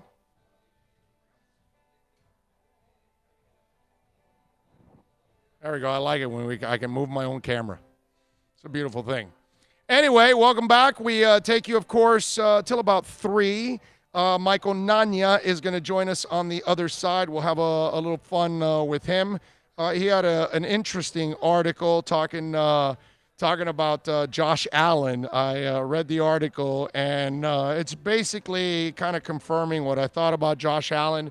But we'll get into it a little bit. Plus, he covers the Jets too, so we'll have a little fun talking some Jets and see what the hell he thinks the Jets are actually going to do in the draft. Hey, one of the things that I do want to say is. Really good news about Ryan Newman. The guy walks out of the hospital with his daughters. Everything's fine. And after a couple days, and obviously the scare that we had on Sunday with the accident, on Monday, I'm sorry. No, it was Monday, right? Monday, because they delayed the race, right, to Monday, Monday, right? Rain delay. That's right, Monday. I get, to me, almost every day is the same. It's just one rolls into the other. When you just continue to work and grind every day, it just like one rolls into the other. But it was so good to see. And that's the reason why we treat racing the way we treat racing. This is why when he crashes, at the beginning, you've got everybody celebrating the win, right? Joe Gibbs Racing, everybody's celebrating the win. Then they find out that Newman is being serious, it could be seriously hurt. They're having troubles getting him out of the car. So then right there, they stop the celebration for the win, and then they focused on Ryan. But you kind of move forward. And I want you to do this. I want you to go back and listen to the crash and listen to the announcer, how he describes the crash in a spectacular fashion with enthusiasm and all of that. Do you know why? In a way, you should be, oh, wow, oh, we hope he's all right. And all, kind of like a nervous type thing. But the problem is we constantly see them walk away from these wrecks, just like Ryan Newman did. And so we take it for granted and we think that they're going to be fine. So we can call even the crash with enthusiasm and excitement and be colorful about it. And then when he does crash, we're still finishing the race. We're going to go along with the celebration because you assume that they're going to be fine. It's crazy, man, but that's the attitude because they've got to always think like that. They can't think about the worst. That's the best way to handle it. You have no choice. If you're a police officer, you can't be thinking about the negativity. You have to try to be positive and try to finish your day and finish every case and try to approach it. You can't be thinking about negativity because that's not going to help you in your cause. You have to have that level of invincibility. But it's so good. But again, with Ryan Newman walking out of that hospital a couple of days after that accident, it feeds into all that again. Okay? That's the problem with all of that. Oh, man. But the good thing is he's fine, and that's all that matters, ladies and gentlemen. That's all that matters. The other thing that I wanted to talk a little bit about, and I saw this where another rapper was killed, Pop Smoke. I don't know anything about Pop Smoke. I don't necessarily listen to his music. Apparently, he's not like this major rapper, but he's already had some success, and Nicki Minaj, whatever, sampled some of his stuff and all that. And apparently, it was a group of individuals that went into his house, and people first thought it was robbery, but it wasn't robbery. Now they think it was murder. And I tweeted this out in the morning, and I've talked about this subject in the past. I don't think we've approached it at all throughout in the podcast, but we do talk about music. And first of all, don't look at this like a negativity on I like rap. Maybe not new rap that much. I think most of the new rap is kind of crap overall. I'm kind of a 90s and 80s old school rap guy more than anything. I think that's the real good rap. But hey, man, what can I tell you? Rock is that way too. I like some of the rock bands that are out today, but they're not better than some in the past. R&B is, not that good nowadays compared to the past. I mean, what can I do? That's just the old man syndrome in me. So the thing about this that I cannot understand is that this is the only genre of music that this happens continuously. I mean, we are constantly reading about somebody killing rappers in our society. And I just don't understand this. This doesn't happen in country. This doesn't happen in R&B. This doesn't happen in pop. This doesn't happen in soul, metal, rock, indie music, new wave, jazz, whatever genre you want to come up with. It only happens in this one. It's the only one. And this is they're up to like almost 90 rappers already since the late 80s that have been murdered. And please, don't start with the OD stuff. They OD in every genre. We're talking murder, okay?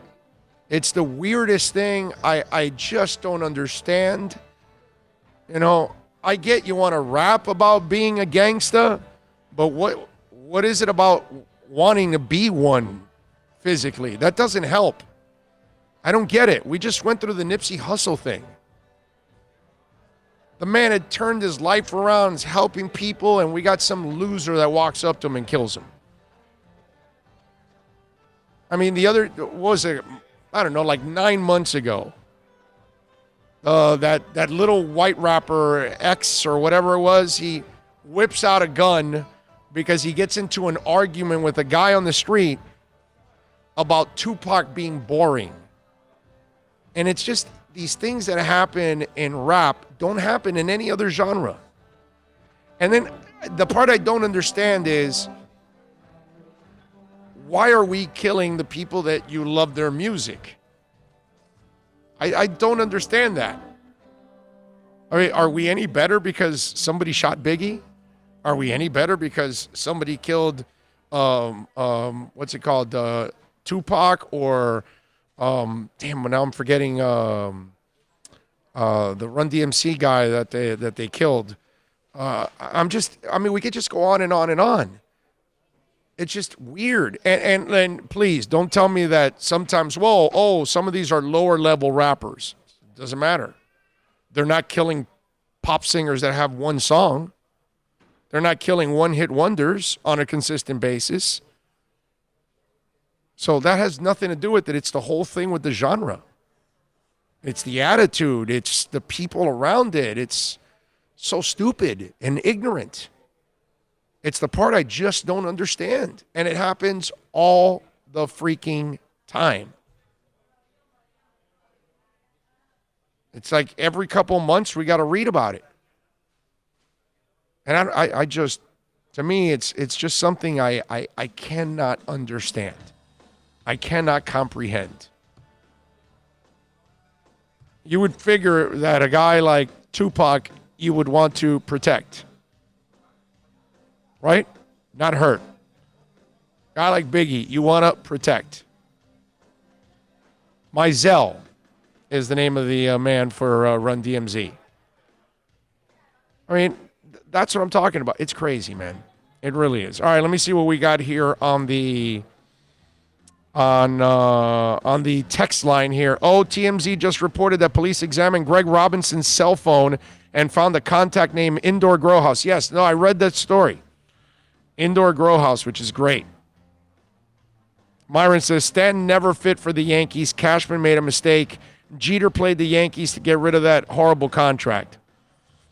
I don't know. Jeter was going to get rid of anything. And whoever bought him, and it happened to be the Yankees. I don't think it was, Jeter pulling the wool on anybody or anything like that. And we all kind of knew that Stanton is injury prone. Ramona K says, Manny has got a plan. I believe you will see a different UM team, a better team who will be able to compete for the division. I hope you're right, Ramona. That would be nice. Let's see, what else do we have here? The new ones. Go Gators. Yeah, don't forget. Yeah, reggae. We're not killing reggae stars either. No, I'm with you. It's crazy. No, and it doesn't happen in any other genre except rap. It's the weirdest thing, man. It's just something that I don't understand, and I don't know where that thinking comes from, because it's ignorant as hell. It's disturbing. But what are you going to do? All right, 786-322-1105. If you want to get in on the accidentlawfirm.com text line, it's 786-322-1105. If you want to get in on the show, the other way to reach out to us is on Twitter. That's at Big O Show. Bill, do you have the sound from Dee Snider there? Yeah. Dee Snider, I don't know if you've seen this. Have you seen this over the last couple months, the petition that's out for AC/DC? No, but it sounds totally accurate. Okay, let's face it. Well, Dee Snider, he has been one of the guys that when they announced what was going to be at halftime of the Super Bowl, J-Lo and Shakira, the rock world kind of went a little crazy about it and said, well, wait a minute, man, why are you guys, you're putting a lot of pop and rap and stuff like that on halftime shows, and meanwhile, during the games, you're not playing J-Lo or Shakira. You know that, right? You play rock. When you're at a football game, it's mostly rock or rap. Oh, come on, man. That dancey pop stuff is not what you want to go into kickoff with. So Dee Snider, an AC/DC aficionado, launched a change.org petition earlier this month calling for Angus Young and company to play the 55th Super Bowl halftime show at Raymond James Stadium in Tampa. And it says, it's been a while since we had some real metal play at halftime. Listen to Dee Snider from Twisted Sister talk about this, okay? Because he makes a ton of sense. Go ahead. Hey, this is Dee Snider with a message for Roger Goodell and the NFL and Jay-Z and Rock Nation. I've been making a lot of noise since before the Super Bowl and now after the Super Bowl about wanting to see real rock, hard rock at the next halftime show. And there's been a lot of misrepresentation of what I've said, and I just want to be clear about what I'm trying to achieve. First of all, I'm not against any other kind of music. I think all music should be represented sooner or later at the Super Bowl, have that forum, the halftime show. But it has been a very long time, maybe since I'm thinking Aerosmith and Kiss, that it's been a very long time that a hard rock band, a real rock band, has been represented at the halftime show. And I think that it is time. I mean, every game you guys play, Crazy Train, Come On Feel the Noise, Thunderstruck, Hell's Bells, Enter Sandman, Welcome to the Jungle, hard rock classic songs. For an audience out there who has there's a lot of boomers in the audience, there's a lot of Gen Xers in the audience too. They're the ones buying up those expensive seats. They're the ones having those big Super Bowl parties. You know that. They're the ones buying the stuff that you're selling. Who do you think's going to be buying that electric Hummer that you advertised this year? Us. Okay? And we want to be represented in the halftime show. And I'm pushing, there are a lot of bands that are stadium worthy. There are a lot of bands that have tons of hits, have sold tens of millions, hundreds of millions of records. But the one band that I think has such crossover appeal to so many people in all genres, pretty much everybody loves AC/DC. They have so many hit songs. You play so many of their songs at every single game. And the band is reuniting. The original band, they lost one of the members, but the original band is getting back together with a new album. They're going to be touring again, and they would bring down the house. Think about it, when that Hell's Bell gets struck, they start playing Thunderstruck, and the stadium is screaming thunder. Just think about it. For those about to rock, you shook me all night long. I mean, Back in Black, I can keep going. But people love AC/DC. They cross over to fans of all kinds of music. Jay-Z, you know you're an AC/DC fan. You know you're an AC/DC fan, okay? And I'm just asking for equal time. Not hating on the other people. It's been said in the press that said this and said that. I'm being misquoted. I'm being misrepresented. Everybody should have a shot at that great stage at the halftime show. All I'm asking for is a little true rock, a little hard rock. How about Super Bowl 55 in 2021, AC/DC? I promise you they will bring the house down, and I will shut up forever. There you go. Hard to argue with it. Ramona goes, you can't get pumped to J-Lo at a game. That's wrong. Jenny from the block. Yeah, Jenny from the block. Well, you know what it is, Ramona? It's like having, what's it called? Jimmy Buffett at the Dolphin games. I love Jimmy Buffett, dude. I'm a huge Jimmy Buffett fan. If you're down in the Keys. I've seen him in concert and everything. I love Jimmy Buffett. I'm a tiny parrot head, let's say. But I want Jimmy Buffett when I'm hanging out in the Keys, fishing, relaxing. A cruise boat. Whatever, chilling. At a football game, fins to the left, oh, come on, dude. Give me a break. Jimmy Buffett doesn't go with football. And I love Jimmy Buffett. But, it just doesn't go. I love the Smiths, too. I don't want it in a football game. I'm good. No Smiths. Okay? I like the Bengals. Not in a game. There's plenty of people. I love Whitney Houston. Don't want her in a football game unless she's singing the national anthem. But outside of that, how will I know? I want to hear that in a football game? No, I don't want to hear that in a football game. So that, to me, he's right. They spend their time playing rock all the time in football games. Football and hockey, it's rock mostly that dominates. Because it goes with what you're doing. Funny you would say that. Last night I was really impressed. We're over there playing, who were we playing last night? The Ducks, Anaheim Ducks. Yeah. They're jamming STP, man. It was oh, yes. Yeah. Yeah. You know what? Can I say this right now? Supposed to. Can I say this right now? We need to make Rock's official spokesman D. Snyder, because between that and what he did on Capitol Hill fighting frickin' Tipper Gore and that censorship crap, okay? D. Snyder should be, anytime Rock is going to say something, bring D and let him be the guy at the mic, okay? Yep. No, you're right. You're right.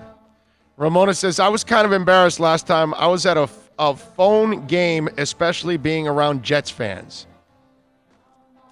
Myra says, Ramona is it's a propaganda stage. AC/DC, a lot of new millennials don't know AC/DC, and I would love to watch an AC/DC Super Bowl halftime, but really, reality ratings win.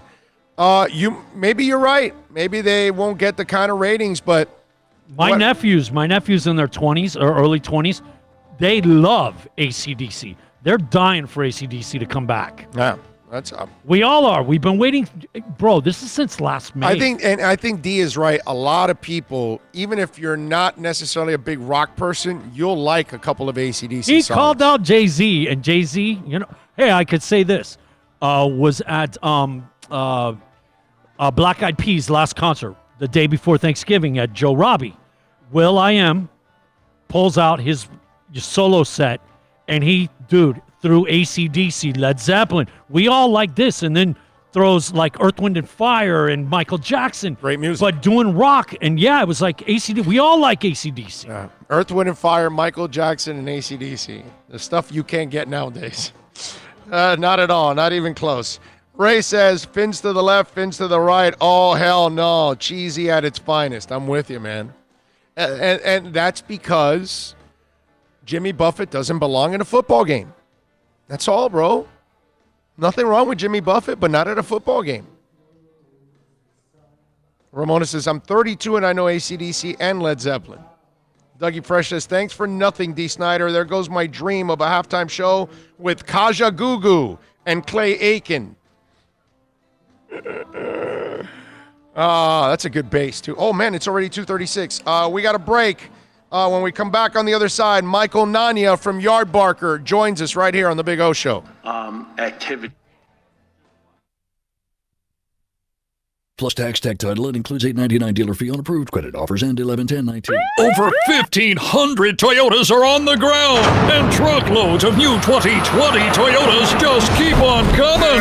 To eliminate all 2019 models, Toyota of Hollywood is holding the ultimate 2019 model year changeover event. Make us an offer, any offer, and you can buy a Toyota at up to 50% less than their original MSRP when new and used. 50% less. A pre-owned 2019 RAV4, not $30,000, $19,775. A pre-owned 2019 Camry LE, not $26,000, $17,775. A pre-owned 2019 Corolla LE, not $22,000, $12,775. Pay up to 50% less at Toyota of Hollywood, the #1 volume Toyota dealer, based on total retail sales of new Toyotas in the Southeast region for 2014 to 2018 per SET, on 441 between Hollywood Boulevard and Sheridan Street. Open till midnight.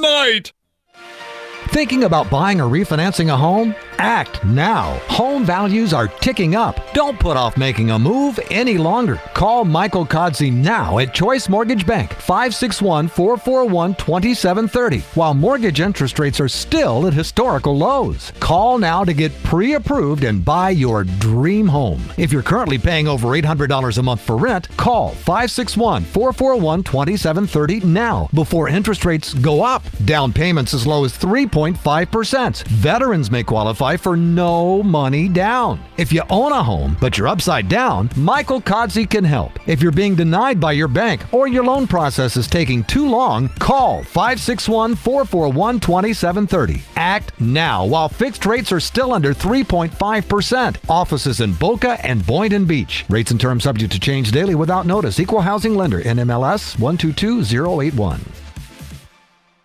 No one expects to get into a crash, but I expect you to go to accidentlawfirm.com if you do. Make sure when hiring a driver, you go through a rideshare app so that you can be covered by the insurance, which can be up to $1 million whether you're a passenger or a driver. In other words, don't try to save a few bucks by paying cash instead of going through the app. I'm attorney Bobby Nunez from Nunez Law in Miami, and we're here to help you through the process. Go to accidentlawfirm.com for a free consultation from me, Bobby Nunez. That's accidentlawfirm.com. America's safest and best-selling compact luxury SUV is at Acura of Pembroke Pines, and this is how we do it. RDX, $339 a month at Acura of Pembroke Pines, the #1 volume Acura dealer. The world's biggest band is coming twice. Metallica. Headlining the Welcome to Rockville Music Festival. 2 different nights, 2 different sets. The weekend of May 8th through the 10th. Go to welcometorockvillefestival.com for all information. Get your tickets on sale right now. The one, the only Metallica. Go to welcometorockvillefestival.com.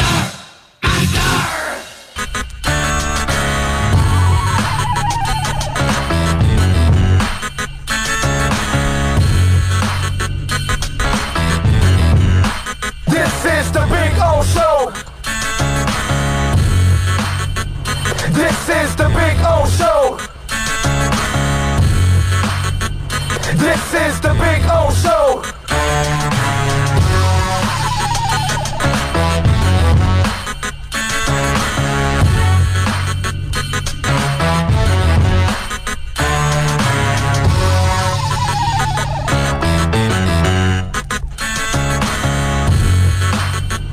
This is the Big O Show. This is the Big O Show.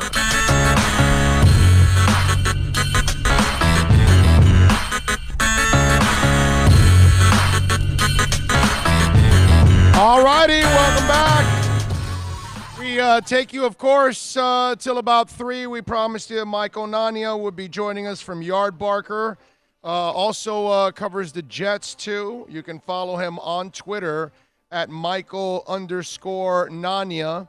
He had an interesting article talking a little bit about Josh Allen and kind of went through the numbers because a lot of people looked at Allen like he made some kind of big-time improvements. And if you follow Michael's article, he kind of breaks it all down. And so I wanted to bring him on because I thought it was a really good job on his part going over every throw that the man made throughout the season. Michael Nania, and it's Michael_Nania. Catch his work there at Yard Barker. Michael, good afternoon, my man. How are you doing? I'm doing good. Thanks so much for having me on. It's always good to have you on, my brother. All right, let's get into your article. First of all, what made you want to break down Josh Allen, and what was the intriguing part about going and making this article? Yeah, so for me, I'm a Jets fan, so I started out with Sam Darnold, and I just wanted to look back because there's so much context that's lost with general statistics, with passer rating, passing yards, things like that. So I just wanted to go back and go through all of his throws, starting out with Darnold.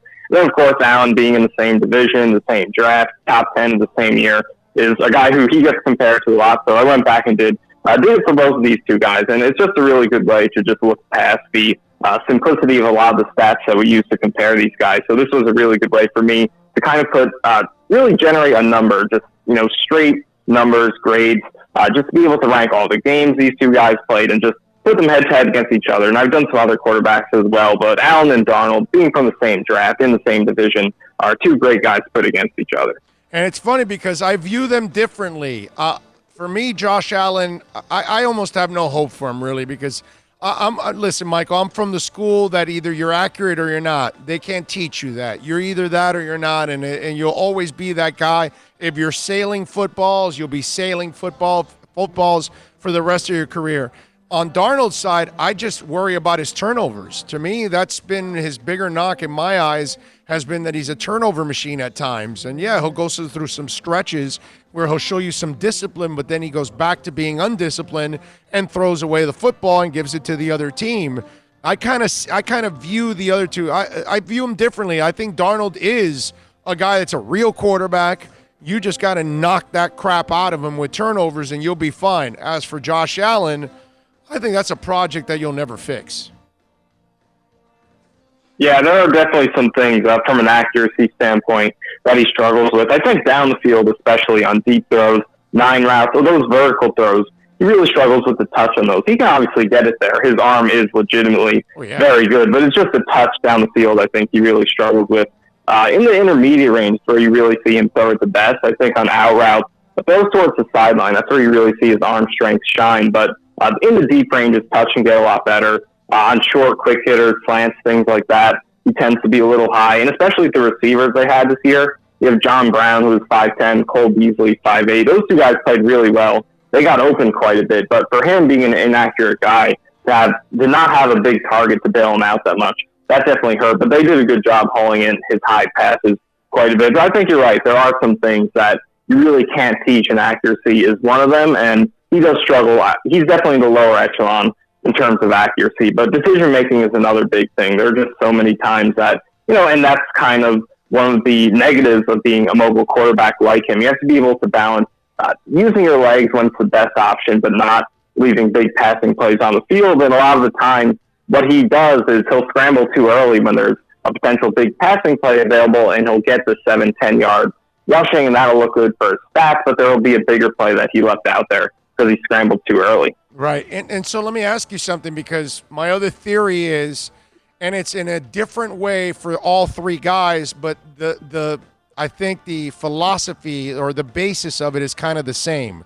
One, Josh Allen is a guy that can somewhat do a decent job for you as long as the running game's working and he's running.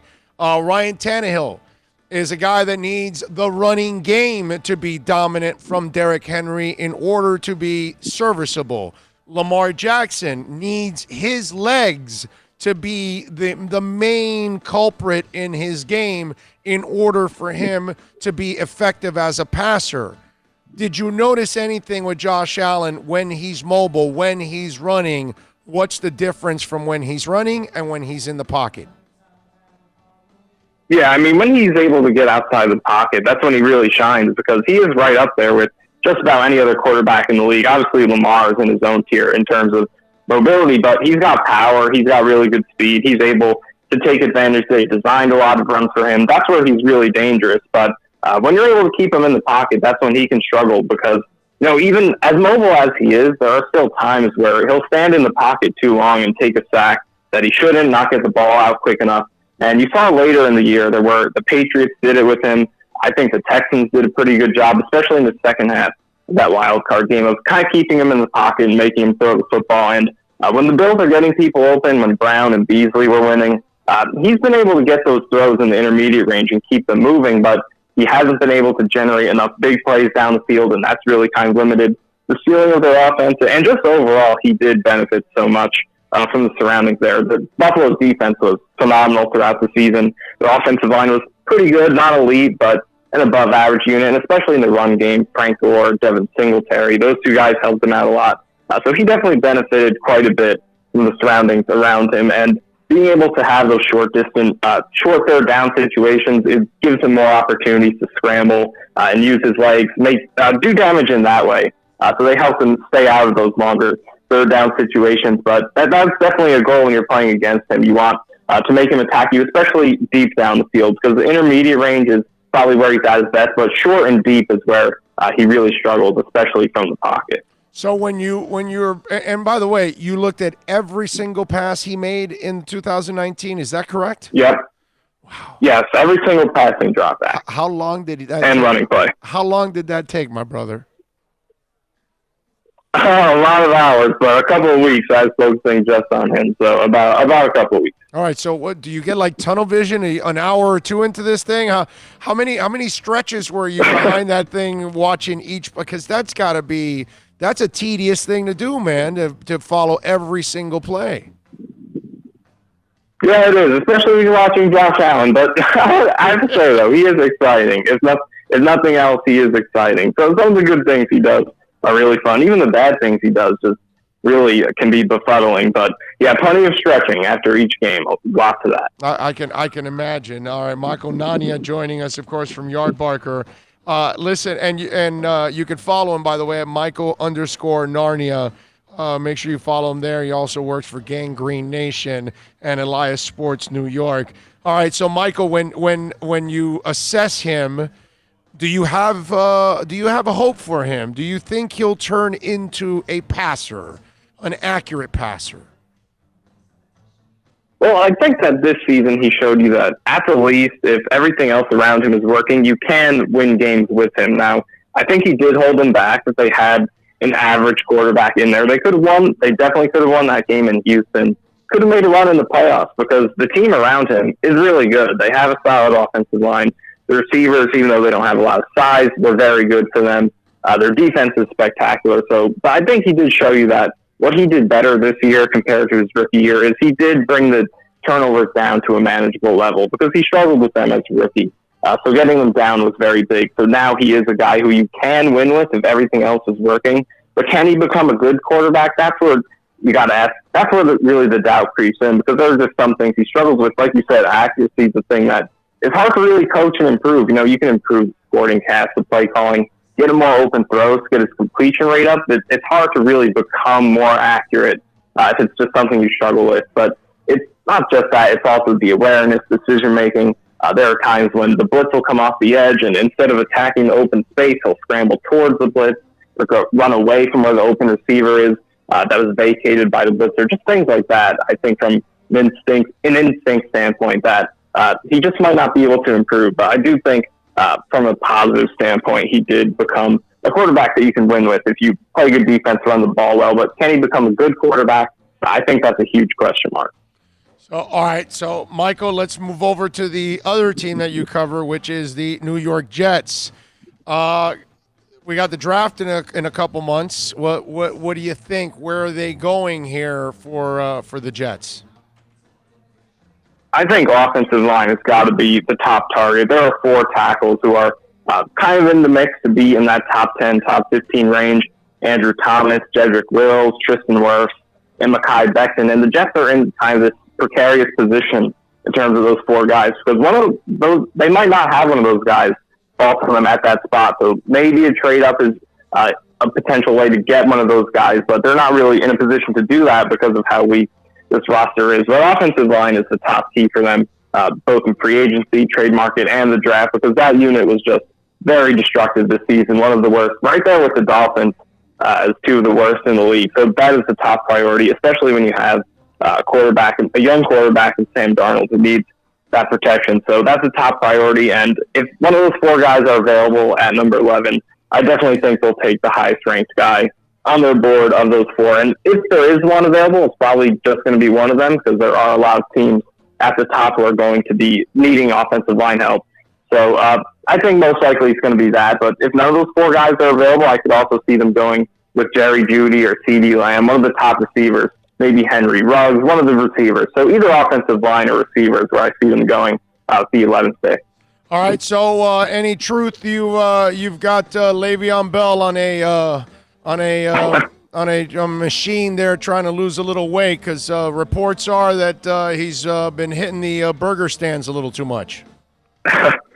Man, I got to back up Le'Veon. I think he got a really tough break this season with that O-line, and even Gase, I think, kind of was not a big fan of his. But I'm going to back up Le'Veon. I'm always going to have his back as long as he's with the Jets.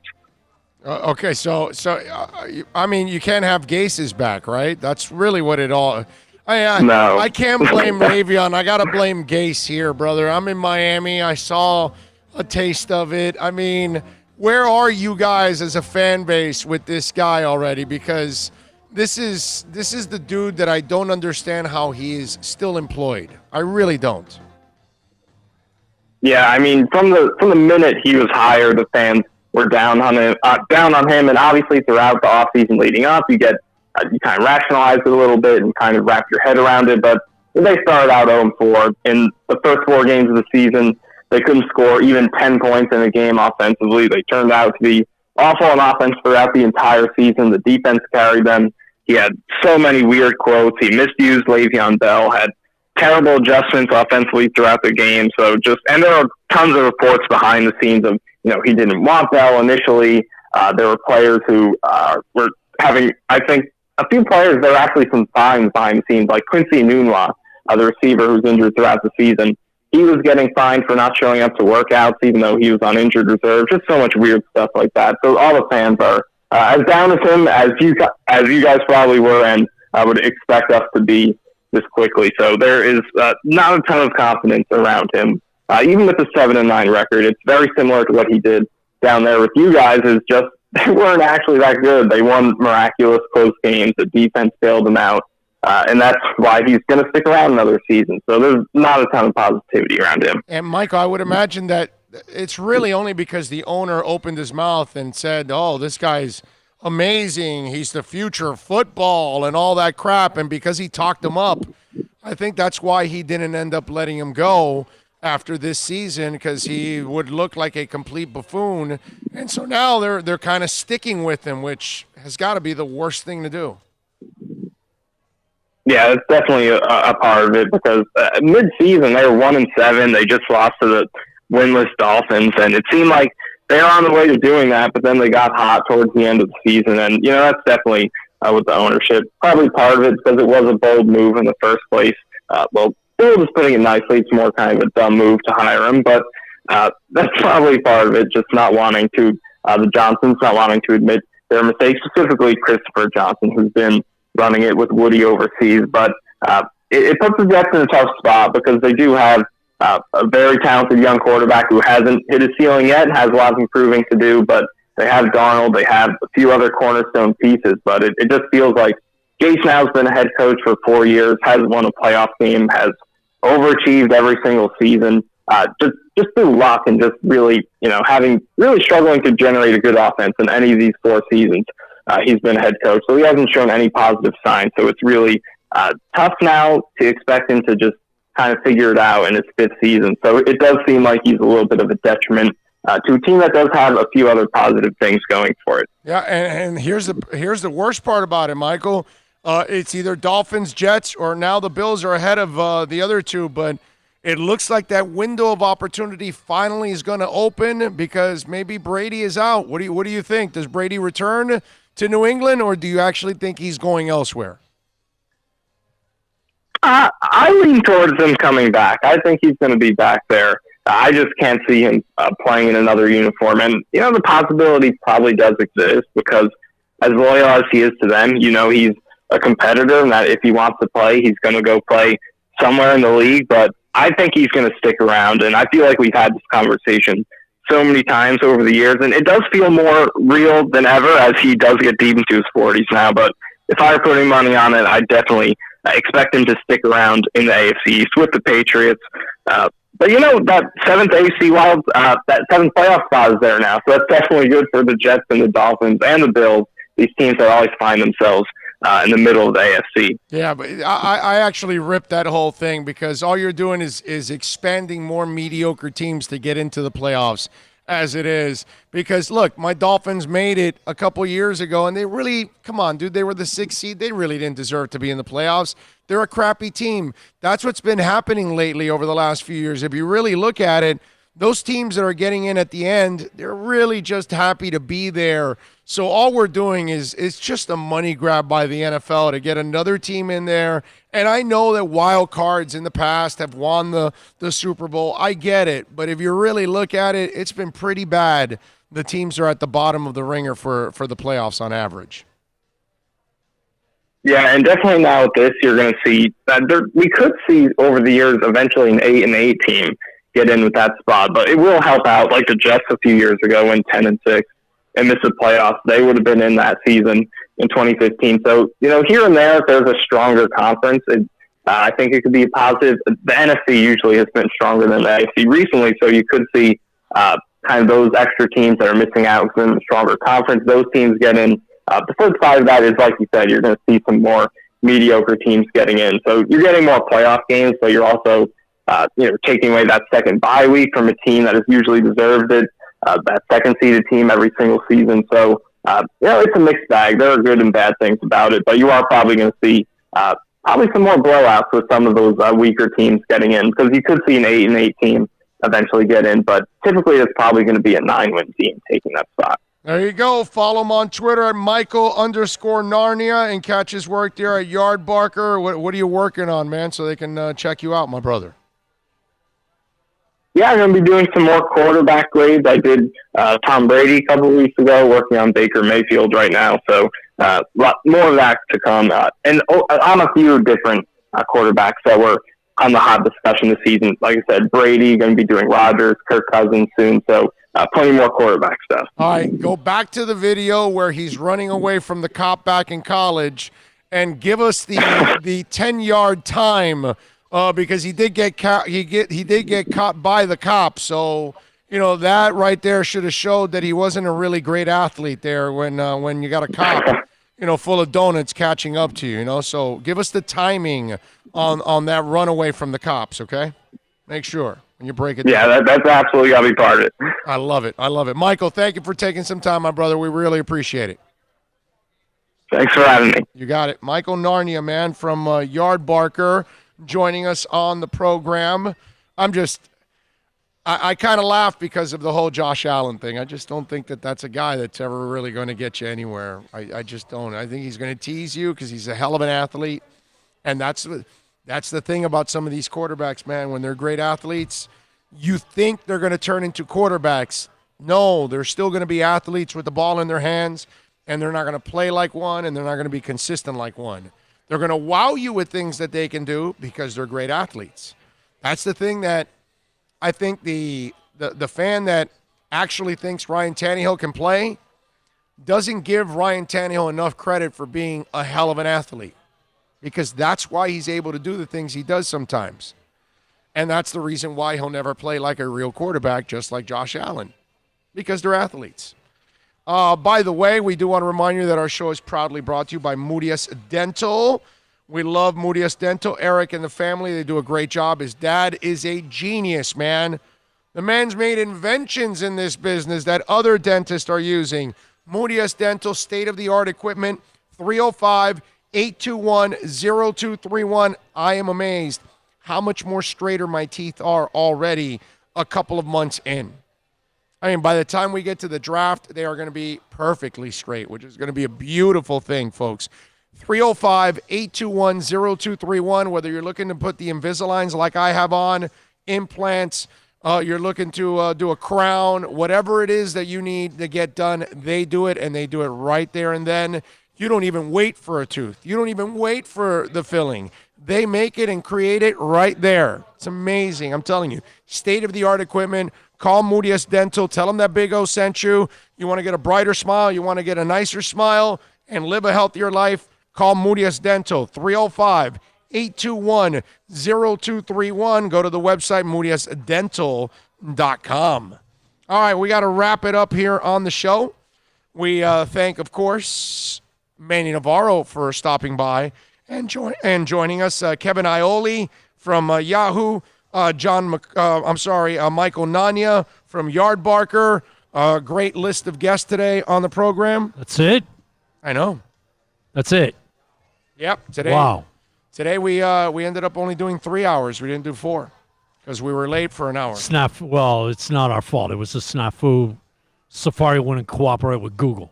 Right. Well, we are, hopefully we won't have those issues, but we thank you as always. Yeah, thank you guys. I am not done because tonight we'll be back on again on Sirius Radio from 8 to 11. So we'll be doing another 3 hours today. And then tomorrow we're back 9 to 11 over at Craig's Inn, Acura, Pembroke Pines.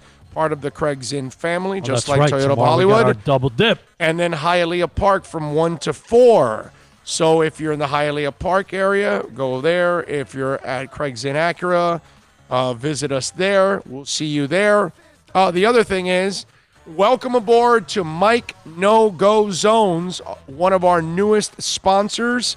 And the other thing about Mike No Go Zones, go check it out on YouTube. Mike No Go Zones, and subscribe. It's pretty amazing what he does. He goes to places around the world that you would never go to, and you think it's the worst place in the world, and then he shows you it's not that bad. It's pretty cool because it kind of fights the media hype that's out there, the negative hype about certain places, and it's not so bad. Check it out, Mike No Go Zones. Just like that, Mike, and then the no-go zones are together, and you'll see it on YouTube. Subscribe and follow, and welcome aboard to one of our new sponsors. We will see you tomorrow, either at Craig's Inn Acura from 9 to 11 or at Hialeah Park from 1 to 4. We thank Steve Ostrov, Herbie, Eddie, all the great people out here at, of course, Toyota of Hollywood, where we broadcast every Thursday out here. Please tell them that we sent you. Come on by, get a great deal on an automobile because they are phenomenal. You will see some of them later, obviously, with Sirius. I will see you tomorrow. That's right. Exactly. Thanks to Bill and thanks to John, as always, getting it done. We'll see you guys tomorrow. Be good. Have a good one.